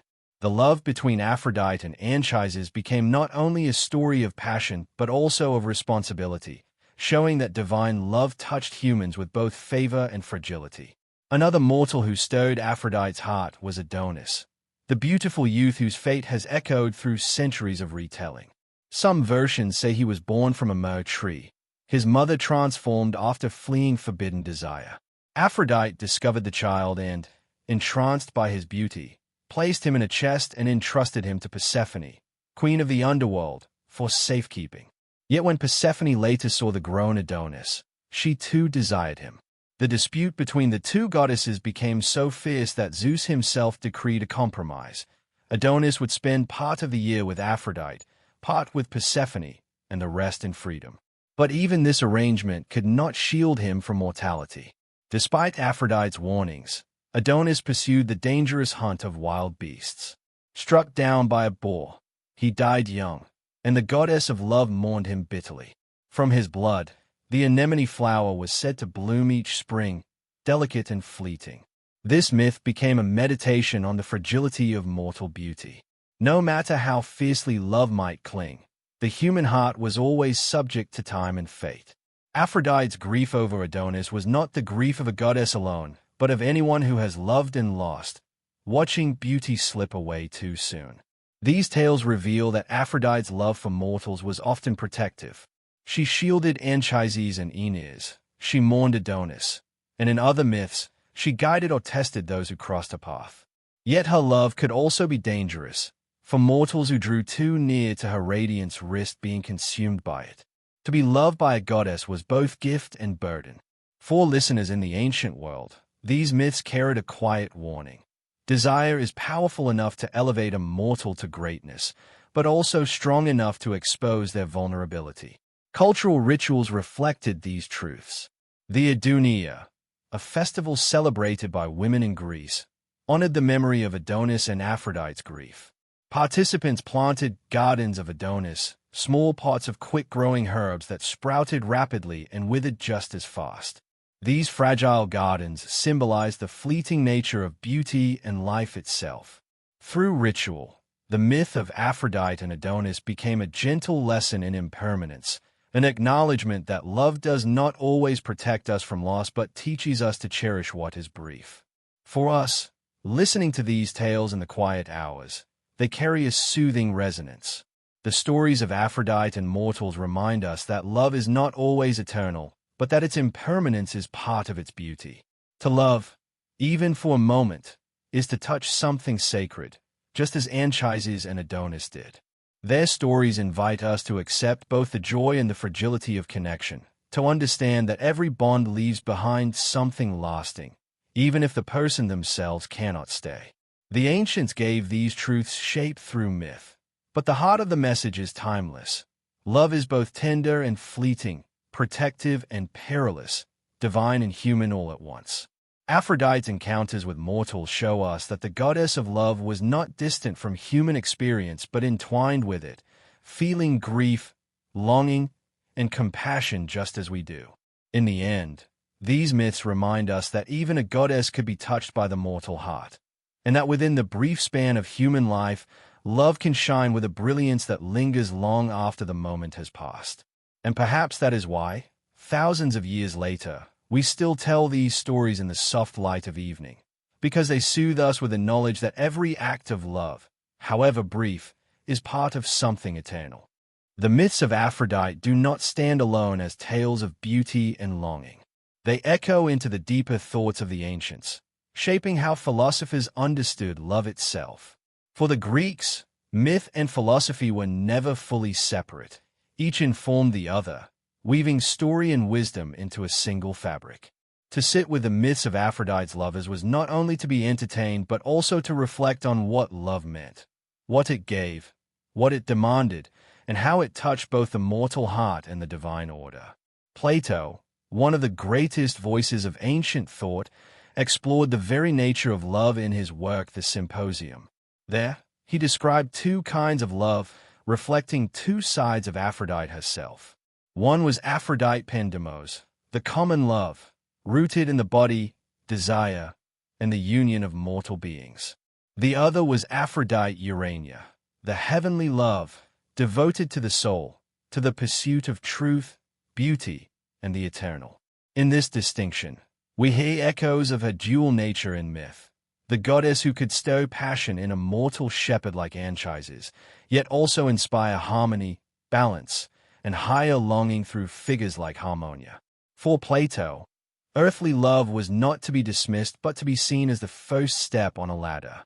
Desire for the beauty of the body could awaken one to desire for the beauty of the soul, which in turn could lead toward the contemplation of the divine and the eternal. In this way, Aphrodite's myths were not simply tales of romance, but metaphors for the ascent of the heart and mind. To love was to begin a journey from the fleeting to the lasting, from the physical to the spiritual. Other thinkers, such as the poet-philosopher Empedocles, saw love in cosmic terms. He described two great forces that shaped the universe: love, which drew things together, and strife, which tore them apart. In his vision, love was not just a human passion but a cosmic principle, binding the elements, the seasons, and even the stars. Here too we can see Aphrodite's reflection, her lovers and children symbolizing harmony, conflict, fertility, and transformation. In Empedocles' thought, the goddess of love became not just a figure of beauty but a principle of existence itself, the very force that creates unity in a world of division. The Stoics, more restrained in their philosophy, approached love differently. They saw passion, pathos, as something dangerous, a force that could disturb the calm and rational soul. Yet even they could not deny love's importance. To them, a deeper kind of affection, rooted in reason and virtue, was acceptable, even necessary. Aphrodite's myths, when seen through their lens, became examples of how passion, left unchecked, could lead to destruction, as in the story of Paris and the Trojan War, but also how love, tempered with harmony, could bring about unity and balance, as symbolized by her daughter Harmonia. Aristotle, ever practical, focused on love in terms of friendship and the bonds that hold society together. In his writings, he spoke of three types of friendship: those of pleasure, those of utility, and those of virtue. Here, we can glimpse yet another reflection of Aphrodite's dual roles. Love of pleasure and beauty could be fleeting, much like her passionate affairs. But love rooted in virtue, balance, and harmony was enduring, closer to her celestial aspect. For Aristotle, as for many others, love was not merely private but also civic, a force that bound communities and sustained the good life. Even in the later Roman world, thinkers continued to weave philosophy and myth together. For them, Venus was not only the mother of Aeneas and therefore the ancestor of their people, but also a symbol of generative power itself. Lucretius, in his great poem on the nature of things, opened his verses by calling upon Venus as the source of all life, the goddess whose presence filled the earth with fertility, the seas with abundance, and the hearts of mortals with longing. To him, she was not a goddess of scandal but of creation, her love the very pulse of nature. Through these reflections, the ancients found in Aphrodite's myths more than entertainment. They found a mirror for their own search for meaning. Love was not a trivial passion but a force that explained the world, from the binding of atoms to the founding of cities, from the harmony of the soul to the grief of loss. To think of Aphrodite was to think of love in all its forms: playful, destructive, tender, cosmic, and eternal. For us, listening gently now, these philosophical echoes create a soft meditation. Love, as the ancients saw it, is not simple. It can be common or divine, fleeting or eternal, binding or destructive. Yet in all its forms, it is the thread that ties us to each other and to the world itself. Just as the Greeks once sat beneath the stars, speaking of Eros, Aphrodite, and the mysteries of desire, so too can we let these stories remind us that love is more than an emotion. It is a way of seeing, a path of connection, and perhaps even the force that gives life meaning. Thus, philosophy and myth join together, each giving depth to the other. The stories of Aphrodite's lovers reveal the truths of desire, while the reflections of philosophers remind us why those truths matter. In their union, as in the goddess herself, we glimpse the eternal dance of longing, beauty, and wisdom, an endless journey of the heart and mind toward what is lasting and true. To truly understand Aphrodite, we must step beyond the myths and into the world of ritual. The Greeks and later the Romans did not simply tell her stories. They honored her in sacred spaces, carried her image in festivals, and sought her favor in both personal and public life. In these rituals, Aphrodite became more than a character of myth. She was a living presence, woven into the rhythm of daily existence and the collective memory of ancient peoples. To speak of her worship is to walk quietly into temples, to hear the echo of prayers, and to sense how the ancients bridged the human and the divine. Her worship took many forms across the Greek world. On the island of Cyprus, often regarded as her birthplace, Aphrodite was venerated with deep devotion. The sanctuary at Paphos, one of her most famous centers, drew pilgrims from near and far. She was not merely a goddess of physical desire, but a powerful force of fertility, and life itself.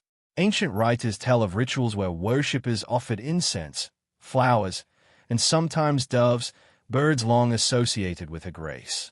To step into such a sanctuary would have been to step into a space suffused with beauty, fragrance, and quiet reverence. Cyprus was not alone in its devotion. On the island of Cythera, another of her sacred places, rituals emphasized her role as a goddess of love and protection at sea. Sailors prayed to her for calm waters and safe journeys, just as lovers prayed for union and harmony. The sea breeze, carrying the scent of salt and myrtle, would have felt like her presence, reminding those gathered of her power to soothe both storms of the ocean and storms of the heart. In Athens, her worship took yet another form. The Athenians, known for their love of order and balance, honored Aphrodite not only as the goddess of desire, but also as a goddess who safeguarded harmony within the city. At times, she was invoked as Aphrodite Pandemos, of the people, binding citizens together. Her festivals and offerings reminded Athenians that love was not only a private matter but also a civic one, capable of uniting families and strengthening communities. In these moments, the goddess's power was seen as both personal and political, reaching into every corner of life. Festivals dedicated to Aphrodite carried both solemnity and joy. Some celebrations were private, centered on marriage rituals, where brides prayed to her for fertility, beauty, and enduring affection. Others were public, such as the Aphrodisia, a festival held in her honor. During these times, statues of the goddess were ritually purified, offerings were made, and the community gathered to acknowledge the bonds of love and harmony she represented. For participants, these acts were not mere formality. They were ways of renewing the connection between mortal and divine, between body and spirit, between desire and devotion. Symbols played an important role in her worship. The myrtle plant, evergreen and fragrant, was closely linked to her, representing enduring love. Seashells, doves, swans, and sparrows, all creatures associated with beauty, grace, and tenderness, were sacred to her. To bring such offerings was to give tokens of what she embodied. Even in small gestures, like wearing myrtle crowns or releasing doves, worshippers felt a part of her presence. When the Romans adopted her as Venus, her rituals expanded into even grander forms. In Rome, she became not only the goddess of love but also the divine mother of their people through her son Aeneas. Her temples were places where beauty met destiny. The festival of Veneralia, held in her honor, reflected this dual role. On that day, women especially prayed to Venus for love, beauty, and harmony in marriage, offering flowers and cleansing her statues in rivers or streams. Men, too, sought her blessings, understanding that her favor touched every part of life: romance, fertility, prosperity, and even military success. Roman generals, including Julius Caesar, traced their lineage to Venus, believing her to be the ancestress of their line. This gave her worship a deeply political role, linking the power of Rome to divine favor. Temples built in her honor stood at the heart of cities, their columns rising as visible reminders that love, desire, and harmony were forces guiding not only individual lives but also the fate of nations. The rituals surrounding Aphrodite and Venus were not only about celebration. They also held a quieter, more meditative aspect. In the stillness of the sanctuary, worshippers might whisper prayers for a child, for reconciliation with a loved one, or for courage in the face of longing. The goddess was called upon not only in times of joy but also in times of uncertainty. Just as love is both sweet and challenging, so too were the prayers spoken to her, yearning, hopeful, and deeply human. In reflecting on these rituals, we see a goddess who touched every level of existence. She was invoked at birth and marriage, in civic festivals and personal prayers, by sailors and soldiers, rulers and poets. Her sanctuaries were both places of grandeur and quiet corners of hope. She was not distant but deeply intertwined with the rhythms of life. For the ancients, to honor her was to honor the very forces of connection and desire that held the world together. For us now, imagining these rituals can feel like stepping into a dreamlike procession. The soft murmur of prayers, the glow of oil lamps flickering against temple walls, the scent of incense rising in the evening air. The worship of Aphrodite was not about fear or obligation, but about acknowledging beauty, harmony, and the longing that resides in every heart. Thus, through ritual, Aphrodite's myths were given flesh. The stories of her lovers may entertain us, but it was in these acts of devotion that her presence was most deeply felt. To the ancients, she was not only a character in myth but a living goddess, watching, listening, and guiding. And as we reflect on their rituals, we find a gentle reminder that love, whether divine or human, fleeting or eternal, is something to be cherished, celebrated, and honored in all its forms. The Trojan War is one of the most famous tales of Greek mythology, and woven within its fabric is the unmistakable presence of Aphrodite. She did not wield a sword, nor did she storm the battlefield like ours. Yet her influence was profound, subtle, and often disruptive, reminding us that wars are not only fought with weapons, but also with desires, choices, and the unseen forces of the heart. To understand her role in this legendary conflict is to see how love itself became a catalyst for one of the greatest stories ever told. The beginning of the Trojan War is inseparable from Aphrodite. It all began with a quarrel among goddesses. At the wedding feast of Peleus and Thetis, the goddess Eris, the spirit of discord, tossed a golden apple into the gathering. Upon it was inscribed the words, "To the fairest." 3 goddesses, Hera, Athena, and Aphrodite, each claimed the apple for themselves. None would yield, and so the dispute was taken before Zeus. The king of the gods, unwilling to decide between them, chose instead to appoint a mortal judge, Paris, the prince of Troy. Paris was faced with an impossible decision, for each goddess sought to bribe him with a gift. Hera promised him kingship and dominion, Athena promised him wisdom and victory in war, and Aphrodite offered him the love of the most beautiful woman in the world. It was Aphrodite's gift that captured Paris's heart. He gave her the golden apple, and in that single choice, the seeds of the Trojan War were sown. For the woman Aphrodite promised was Helen, wife of King Menelaus of Sparta. From this moment, Aphrodite's role was both decisive and controversial. She had won the contest of beauty, but in doing so she bound herself to Paris and to the chain of events that would lead to war. It was under her protection that Paris journeyed to Sparta, where he met Helen. Accounts vary on whether Helen willingly left with him or was spirited away by enchantment, but in either case, it was Aphrodite's hand that guided the union. Love, whether genuine or divinely compelled, became the spark that ignited a conflict of nations. As the war unfolded, Aphrodite's influence continued to shape its course. She remained a steadfast ally of Paris, often stepping in to protect him when danger drew near. In Homer's Iliad, we see her intervening directly on the battlefield. When Paris faced the Greek champion Menelaus in single combat, the fight turned against him.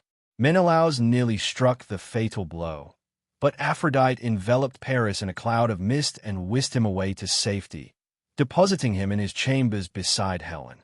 This act revealed her protective devotion to him, but it also drew criticism from other gods and mortals alike, who saw her interference as undermining honor and prolonging the war. One of the most memorable moments in the Iliad comes when Aphrodite herself is wounded. As she sought to protect her beloved son Aeneas from the wrath of Diomede, the Greek warrior struck her hand with his spear.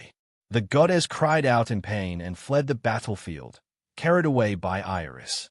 This image, of the goddess of love, wounded and vulnerable, shows how deeply entangled she had become in a war that was not hers to fight. Unlike the warlike gods, Aphrodite was unprepared for the brutality of battle. Yet her presence there reminds us of the strange ways love and conflict intertwine. Her influence, however, extended beyond Paris. Through Aeneas, her mortal son, Aphrodite's legacy would carry into the future. Though Troy was destined to fall, Aeneas would survive, guided by his mother. In Roman tradition, Aeneas became the forefather of the Roman people, his lineage stretching to Venus Genetrix herself. In this way, Aphrodite's role in the Trojan War was not only about its beginning but also about its aftermath, linking destruction with rebirth, loss with destiny. The war also revealed the tension between Aphrodite and other gods. Hera and Athena, who had lost the contest of the golden apple, never forgave either her or Paris. They aligned themselves with the Greeks, ensuring that the war dragged on for years, fueled as much by divine rivalry as by human conflict. Thus, the quarrel among the goddesses at the wedding feast echoed through every battle. It was not merely a struggle between Greeks and Trojans, but also between rival visions of power, wisdom, and desire. In reflecting on Aphrodite's role, we see a goddess whose gifts were double-edged. To Paris, she gave love and beauty, but in doing so, she brought destruction to his city.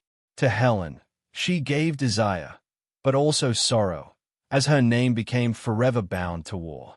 And yet, through Aeneas, she also gave survival and the promise of new beginnings.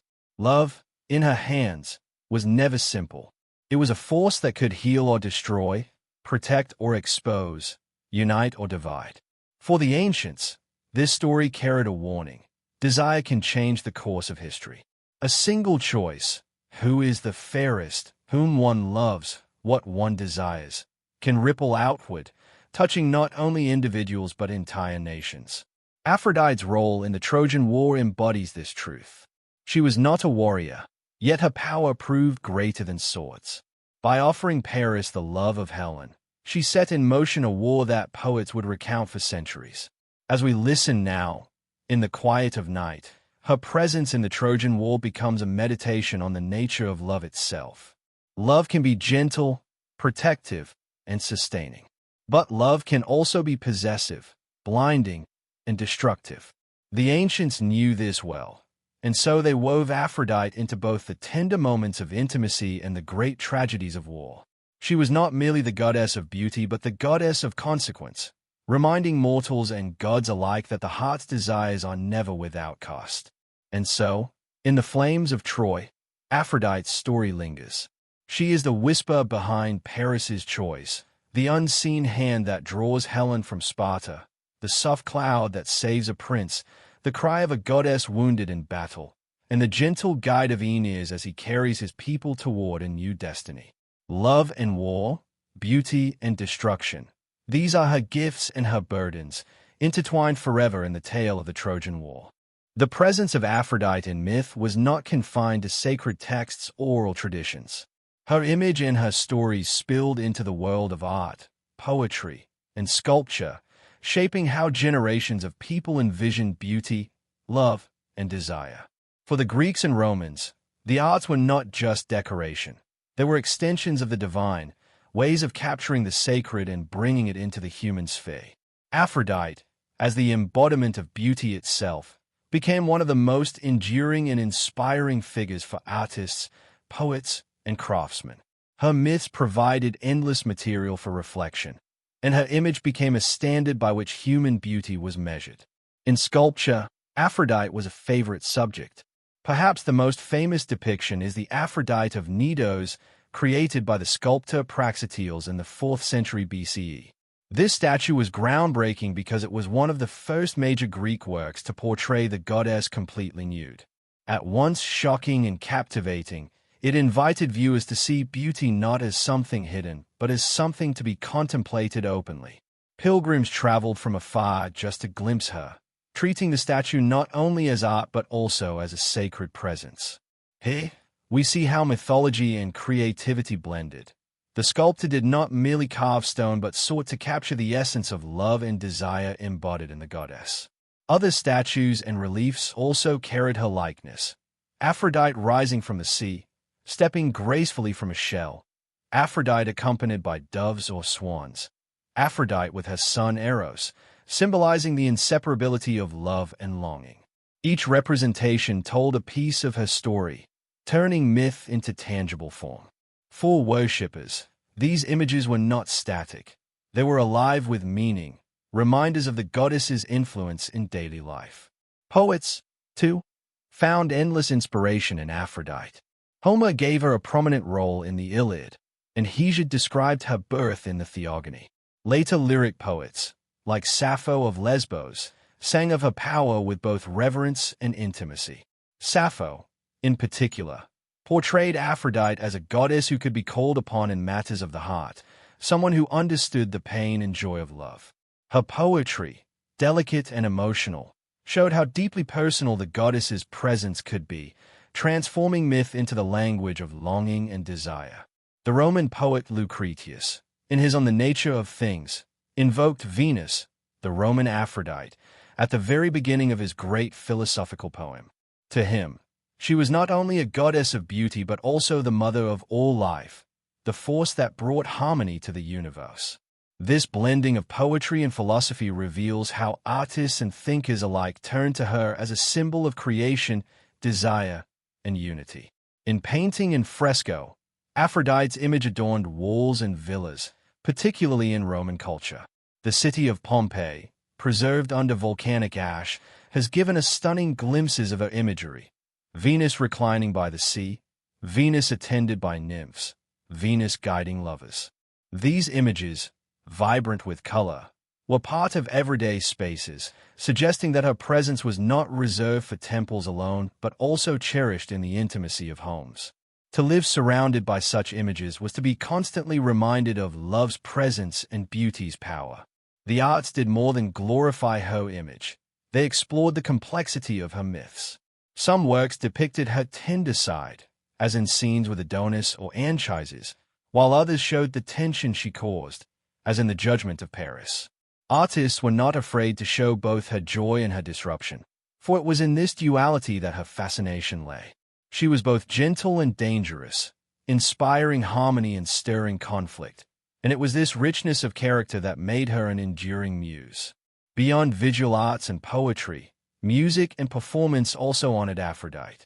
Hymns were sung in her sanctuaries, sometimes accompanied by flutes and lyres, instruments whose soft tones evoked longing and intimacy. In drama, she often appeared as a character or an unseen force driving the story. Her presence in the theater reminded audiences that love and desire shaped human destiny just as much as courage or fate. What makes Aphrodite's influence in the arts so striking is the way she blurred the line between mortal and divine. Through sculpture, she became a standard of human beauty. Through poetry, she entered the language of love. Through painting, she filled the spaces of daily life. Her myths provided content, but her essence provided inspiration. Artists were not simply illustrating her tales. They were meditating on what love, beauty, and desire mean for all of humanity. Even centuries later, her image would inspire Renaissance painters and sculptors, most famously in Botticelli's The Birth of Venus. Although created long after the fall of ancient Greece and Rome, this painting shows how enduring her story was, how timeless the vision of the goddess rising from the sea remained. In art, she transcended time. Moving from ancient temples to modern galleries, her myth continually reshaped but never forgotten. As we imagine ourselves wandering through a gallery of these works, the experience feels almost meditative. Each statue, each fragment of poetry, each painted scene whispers a part of his story. Together, they form a chorus of beauty, a reminder that art is not only about what we see but also about what we feel. Through the arts, Aphrodite's myths became more than words.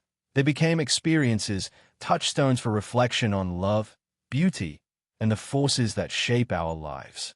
Thus, Aphrodite's role in the arts was not passive but vital. She was both muse and subject, both goddess and symbol. The creativity she inspired reveals how deeply her myths resonated, not just as tales of the past, but as eternal expressions of the human heart. To this day, when we gaze at a statue of Aphrodite or read a poem that calls upon her name, we participate in the same act as the ancients, honoring the goddess of love by allowing beauty itself to move us. Aphrodite, the goddess of love, desire, and beauty, embodies a paradox as profound as it is timeless.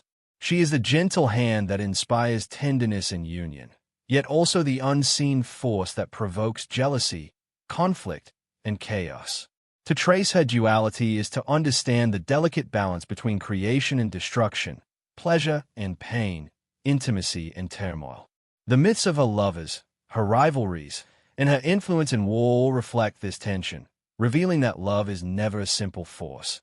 It can uplift as easily as it can unravel. Consider first her tender side. Aphrodite's love often brought people together in moments of joy and harmony. The story of Anchises and Aeneas demonstrates her protective, nurturing aspect. Though she was divine, she cared deeply for the mortal she loved, warning him to be cautious and ensuring the safety of their child. Similarly, in the myth of Adonis, she guided, cherished, and mourned him, demonstrating that love can be profound and compassionate. These stories show that Aphrodite is not merely a figure of passion, but also of care, protection, and devotion. Yet her myths never allow us to dwell solely in comfort. Aphrodite's influence often ignites conflict, reflecting the disruptive potential of desire. The Judgment of Paris, for example, shows how her gift of Helen's love sparked the Trojan War, bringing devastation to mortals and gods alike. Desire is a force that cannot be contained. Aphrodite's power to inspire love is inseparable from its potential for chaos. In every myth where she intervenes, one finds both blessing and danger entwined, proof that beauty and passion can heal, but they can also wound. Her rivalries with other gods further illustrate this duality. In the stories of Hero and Athena, her choices, often motivated by love or personal desire, triggered jealousy and wrath among her peers. These divine conflicts ripple into human affairs, showing that the energies of love are not isolated to personal emotion, but can have far-reaching consequences. The myths suggest that love is a force capable of influencing destiny, and that the goddess who governs it must navigate the fragile balance between giving and taking, nurturing and punishing. Mortals who encountered Aphrodite directly often experienced this double-edged nature, while some, like Psyche, eventually overcame her trials to find harmony and union. Others were left devastated by desire's intensity. Hippolytus, who scorned her power, was destroyed indirectly by her influence, revealing that love denied or rejected can manifest in destructive ways. Through these stories, the ancients communicated an important lesson. Love is not always safe, and the goddess who embodies it cannot be fully controlled or ignored. To engage with her, mortals must respect the power of desire and the responsibility it entails. Even in the context of war, Aphrodite's duality is evident. On the battlefield of Troy, she is a protector of Paris and Aeneas, saving them from imminent death. Yet the very choices she inspires lead to widespread suffering. Love, in this sense, is both a shield and a spark for destruction. Aphrodite does not wield a sword, but her influence shapes the outcome of battles and the fates of nations. The juxtaposition of protection and chaos underscores the paradox at the heart of her character. She is simultaneously life-giving and disruptive, tender and perilous. The symbolism of her duality extends beyond individual myths into human experience itself. Love, like Aphrodite, is never simple. It can bring joy, fulfillment, and connection. Yet it can also lead to jealousy, heartbreak, and conflict. The ancients recognized this truth, embedding it in their stories of gods and mortals. Aphrodite's actions mirror our own encounters with desire. Moments of beauty and ecstasy are often accompanied by tension, risk, or loss. Through her myths, listeners are encouraged to contemplate the complexity of love and the care with which it must be approached. Even the natural world reflects her duality. As the goddess born from sea foam, Aphrodite is associated with both the gentle and the stormy aspects of the ocean. She is the soft caress of a calm sea, inspiring peace and reflection. Yet she is also the hidden undercurrent, the force capable of overturning boats and stirring tempests. Her presence reminds us that beauty and love carry power that cannot be ignored. Just as the sea is both sustaining and dangerous, so too is desire both life-affirming and potentially destructive. Artists and poets sensed this duality in their depictions of Aphrodite. Sculptures and paintings often show her with serene grace, yet sometimes with tension or dynamism that hints at the complexity beneath the surface. Poets like Sappho and Lucretius explored both a tender guidance and the intensity of her influence on mortals, capturing the full spectrum of her character. The arts became a mirror, reflecting not only her beauty but the moral and emotional lessons of her dual nature. For modern listeners, contemplating Aphrodite's duality can be a gentle meditation on the nature of love itself. In the quiet of night, one can reflect on how desire can heal and harm, inspire and challenge, bring people together and drive them apart. Aphrodite's myths offer a calm yet profound lesson. Love is neither purely benevolent nor entirely destructive. It is a force to be respected, understood, and approached with awareness. The goddess embodies the paradox that the human heart experiences every day, the intertwining of joy and sorrow, intimacy and risk, beauty and consequence. Ultimately, the duality of Aphrodite teaches balance. To embrace love fully is to recognize its power to nurture and its potential to disrupt. Her stories encourage patience, mindfulness, and reverence for the invisible currents that shape desire. The ancients understood that life without love is barren, yet life dominated by uncontrolled passion can be perilous. In Aphrodite, they found both caution and inspiration, a goddess who embodies the eternal dance between creation and destruction. And so, as the night deepens and we listen quietly, Aphrodite's duality becomes a soft, guiding reflection. Love and desire, like her myths, carry both light and shadow. To honor her is to honor the fullness of human experience, to celebrate beauty, tenderness, and passion while acknowledging their power to change us, challenge us, and teach us. In this balance lies the enduring wisdom of the goddess of love, whose influence touches every heart, mortal and divine alike. The stories of Aphrodite did not end with the fall of ancient Greece or even the rise of Rome. Her influence stretched far beyond classical antiquity, seeping into the myths, arts, and philosophies of later cultures. Across centuries, she became a symbol of love, beauty, desire, and the paradoxical power inherent in both. Exploring her legacy is like tracing the soft glow of a candle through history, noticing how her image and stories were transformed, adapted, and celebrated by countless generations, yet always retaining the essence of the goddess who once rose from the sea. In the Roman world, Aphrodite was reimagined as Venus. While she retained her association with love and desire, the Romans also emphasized her role as the divine mother of Aeneas and, by extension, the ancestor of Rome itself. This connection elevated her significance from personal devotion to political and civic symbolism.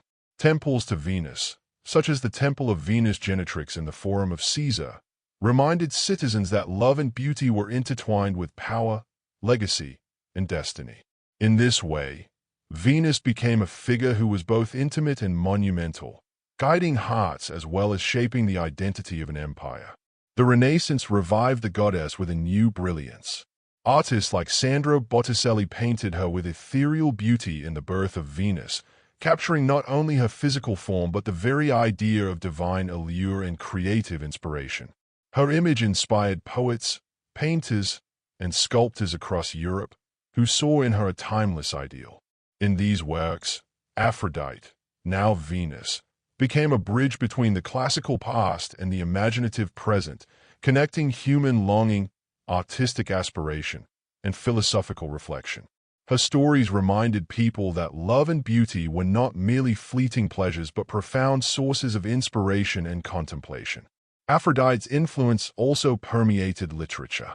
Writers like Shakespeare and later Romantic poets invoked her qualities, beauty, passion, desire, as archetypal forces shaping human behavior. She was often referenced symbolically, representing both the joys and hazards of love. In these works, her myths were not retold literally but rather used as a lens to explore the complexities of the human heart, showing that her essence had transcended time and geography, evolving into a universal symbol of desire, longing, and emotional depth. In philosophy and moral reflection, Aphrodite's legacy persisted as well. Thinkers and writers often drew upon her dual nature to illustrate the balance of pleasure and risk in life. She remained a figure who could provoke contemplation. How do we navigate desire without losing ourselves? How do we recognize beauty without being ensnared by illusion? Her myths, once told around fires or in temple courtyards, became tools for reflection in the minds of scholars and laypeople alike. Aphrodite's presence was subtle yet enduring, reminding all who considered her stories that love is never simple, yet always essential. Even popular culture in more recent times continues to echo her influence. From paintings to novels, films, and theater, Aphrodite or Venus appears repeatedly as a symbol of allure, charm, and emotional intensity. She reminds audiences that desire can inspire great feats and also test human resilience. Her duality, capable of tenderness and turmoil, remains compelling, inviting both admiration and contemplation. These modern echoes show that myths are never static. They evolve with the societies that retell them. Yet the essence of the goddess, her capacity to inspire, provoke, and guide, remains intact. Aphrodite's legacy is also visible in rituals and celebrations that survived in symbolic forms. Even when the formal worship of gods faded, traditions around love, beauty, and fertility retained echoes of her influence. Festivals, seasonal celebrations, and even social customs often reflected her archetypal qualities, highlighting how deeply entwined she was with human experience. Her myths, in this sense, acted as cultural memory, reminding communities of the eternal relevance of desire, intimacy, and aesthetic appreciation. Her impact on gender and identity is equally noteworthy. Aphrodite's myths offered models of power, independence, and agency, particularly for women in the ancient world. She was a goddess who could act decisively, pursue desire, and shape the fates of both mortals and gods. Later cultures, inspired by these stories, continue to explore these dimensions of feminine strength and autonomy, finding in her example both challenge and inspiration. She embodied the idea that love and power are intertwined and that desire itself can be a form of agency. Even in quiet reflection, Aphrodite's legacy is profound. When we read her myths today, we are reminded of the ways in which beauty and longing move through human consciousness. Her stories teach us that love, in all its forms, leaves lasting impressions, shaping societies, art, thought, and personal lives. The mortal heart, touched by her narrative, learns patience, empathy, and awareness of the consequences of desire. Her mythic presence continues to offer lessons about balance, passion, and the enduring power of attraction, both emotional and aesthetic. Ultimately, the legacy of Aphrodite is a testament to the timelessness of myth. She is not only a figure of the past, but a continuing source of reflection and inspiration. From temples in ancient Greece to modern art galleries, from epic poems to contemporary novels, her presence endures, subtle yet powerful. She teaches that love, beauty, and desire are forces that shape not only individuals but entire civilizations, and that their lessons remain as relevant today as they were thousands of years ago. Through this legacy, Aphrodite remains ever present, inviting us to consider our own experiences of love and longing. She reminds us that desire can uplift, challenge, and transform, and that the pursuit of beauty, whether in art, in relationships, or in self-understanding, is a journey that connects the human with the divine. Her story is, in essence, an eternal meditation on what it means to love, to desire, and to be moved by forces greater than ourselves. As our journey through the life, myths, and influence of Aphrodite draws to a close, it is gentle to pause and reflect on the quiet rhythm of his story. Her presence stretches far beyond the tales of lovers and wars, beyond the temples and artistic masterpieces. Aphrodite embodies the forces that stir within every heart, the longing for connection, the experience of beauty, the delicate tension between desire and restraint. Listening to her story is, in a way, listening to our own inner lives, acknowledging the interplay of passion, tenderness, and reflection. Imagine the soft glow of a Greek sanctuary at dusk. The scent of myrtle and incense fills the air. Statues of the goddess, serene yet alive with presence, catch the fading sunlight. Pilgrims bow in quiet devotion, whispering prayers for love, for harmony, for understanding. In this space, we can feel how the ancients experienced Aphrodite, not only as a figure of myth but as a living, breathing force that touched the heart, the mind, and the soul. Every gesture, every offering, every whispered prayer was a meditation on the nature of love itself, and in this gentle emotion, we find calm, reflection, and a sense of continuity with those who came before us. Through her stories, we have seen the full spectrum of human experience. We have witnessed tenderness and protection in her care for mortals like Anchises and Aeneas, moments of joy and intimacy that reveal love's gentlest expressions. We have also glimpsed her capacity to stir chaos, as in the judgment of Paris or the unfolding of the Trojan War, reminding us that desire carries both power and consequence. The duality of Aphrodite, her intertwining of creation and destruction, invites us to contemplate our own emotions with mindfulness, to honor desire while understanding its potential to shape, challenge, or disrupt. Her influence on the arts and culture offers yet another lens through which to experience her. From the fluid curves of Greek sculpture to the vibrant frescoes of Roman homes, from the delicate verses of Sappho to the sweeping epics of Homer and Lucretius, Aphrodite's presence is a constant reminder that love, beauty, and longing inspire creativity. She teaches us that aesthetic appreciation is not superficial but deeply connected to emotion and reflection. Each work of art, each poem, each story acts as a mirror, reflecting not only the goddess but our own capacity to feel, to imagine, and to connect with something greater than ourselves. Consider, too, her enduring legacy across cultures and centuries. As Venus in Rome, as the muse of Renaissance painters, as a symbol in literature and philosophy, she transcends time.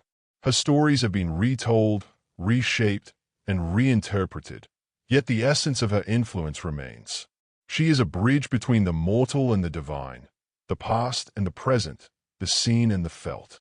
In this way, Aphrodite continues to teach us about the universality of desire, the persistent allure of beauty, and the subtle power of love to guide, challenge, and inspire.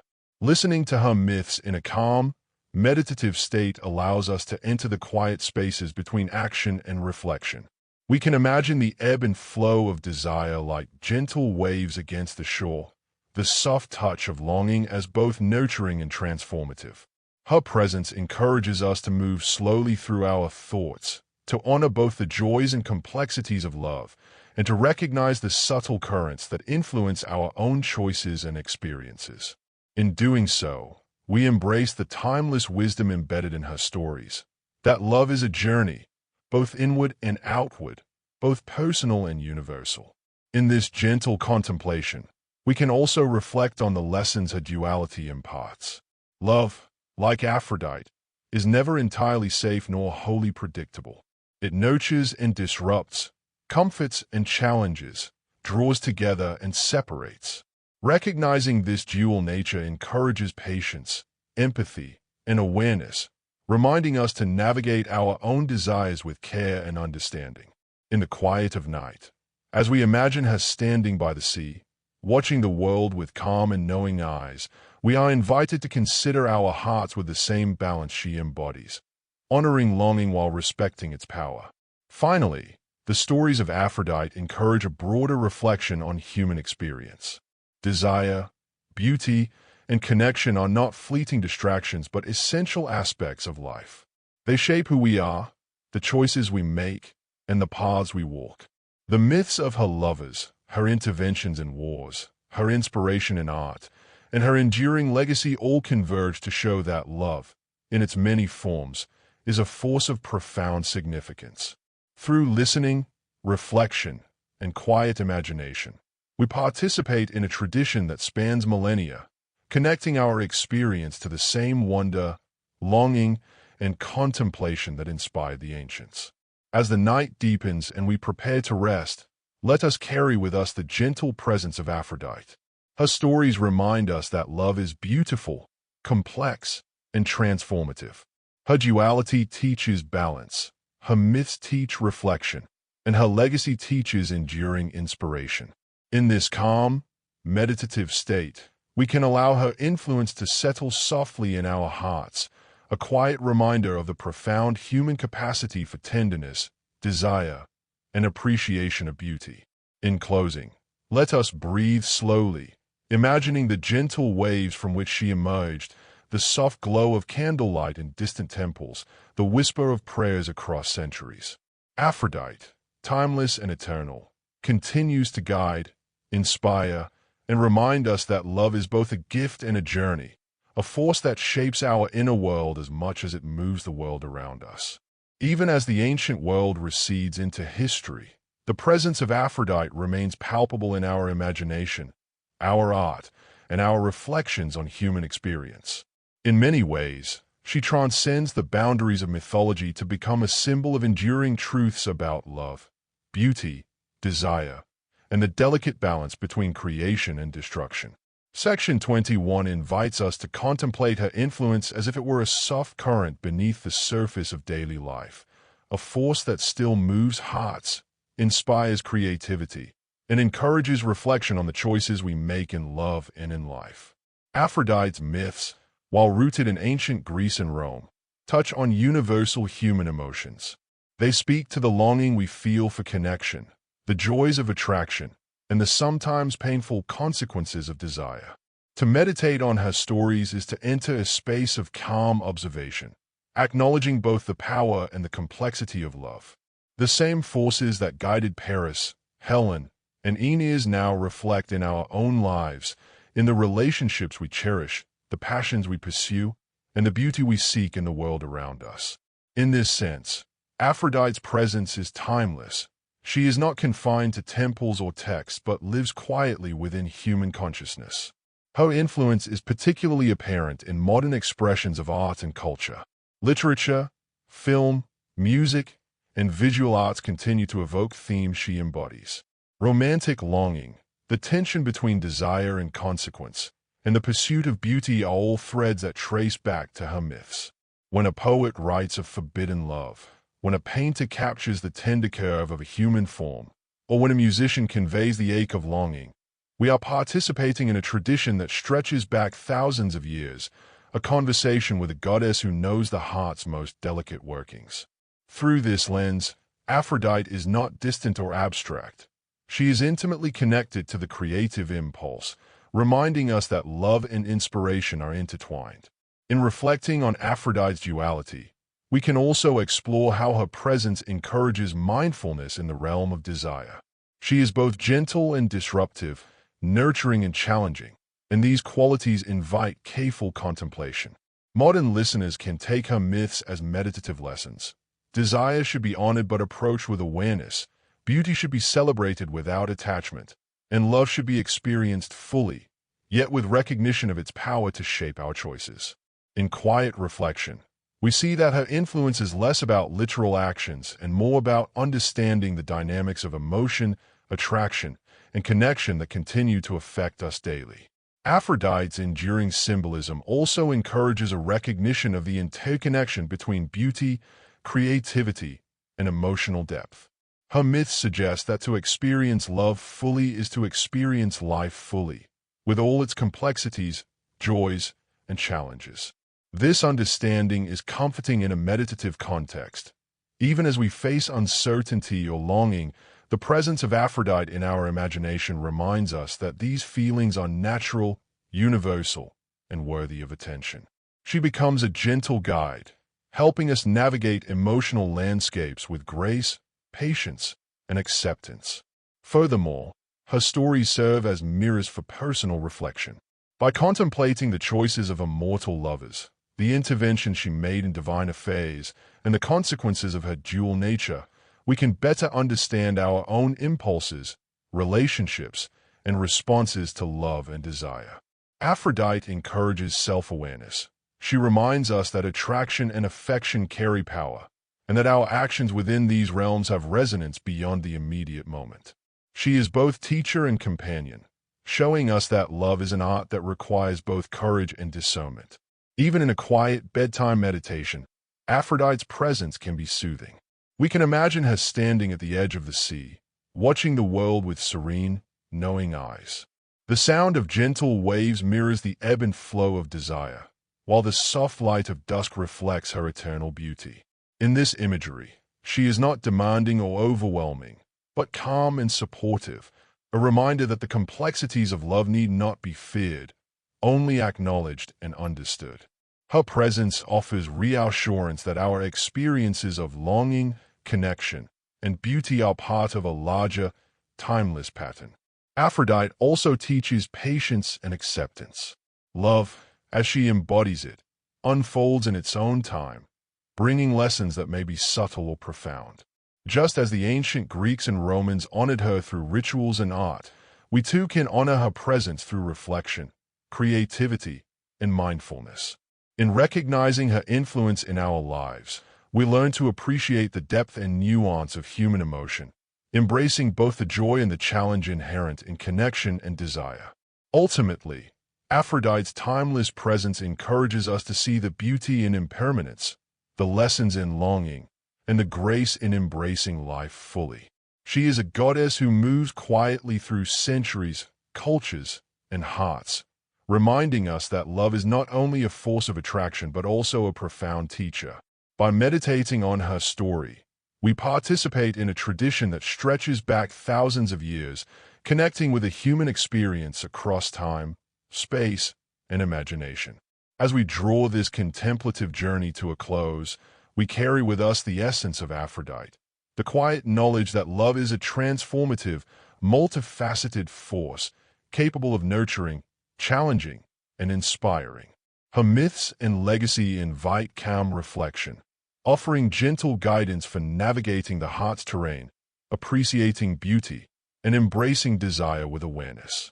In the soft quiet of night, we can imagine her presence lingering, a timeless whisper reminding us to honor, reflect, and cherish the love that flows through our lives, just as it flowed through the hearts of mortals and gods long ago.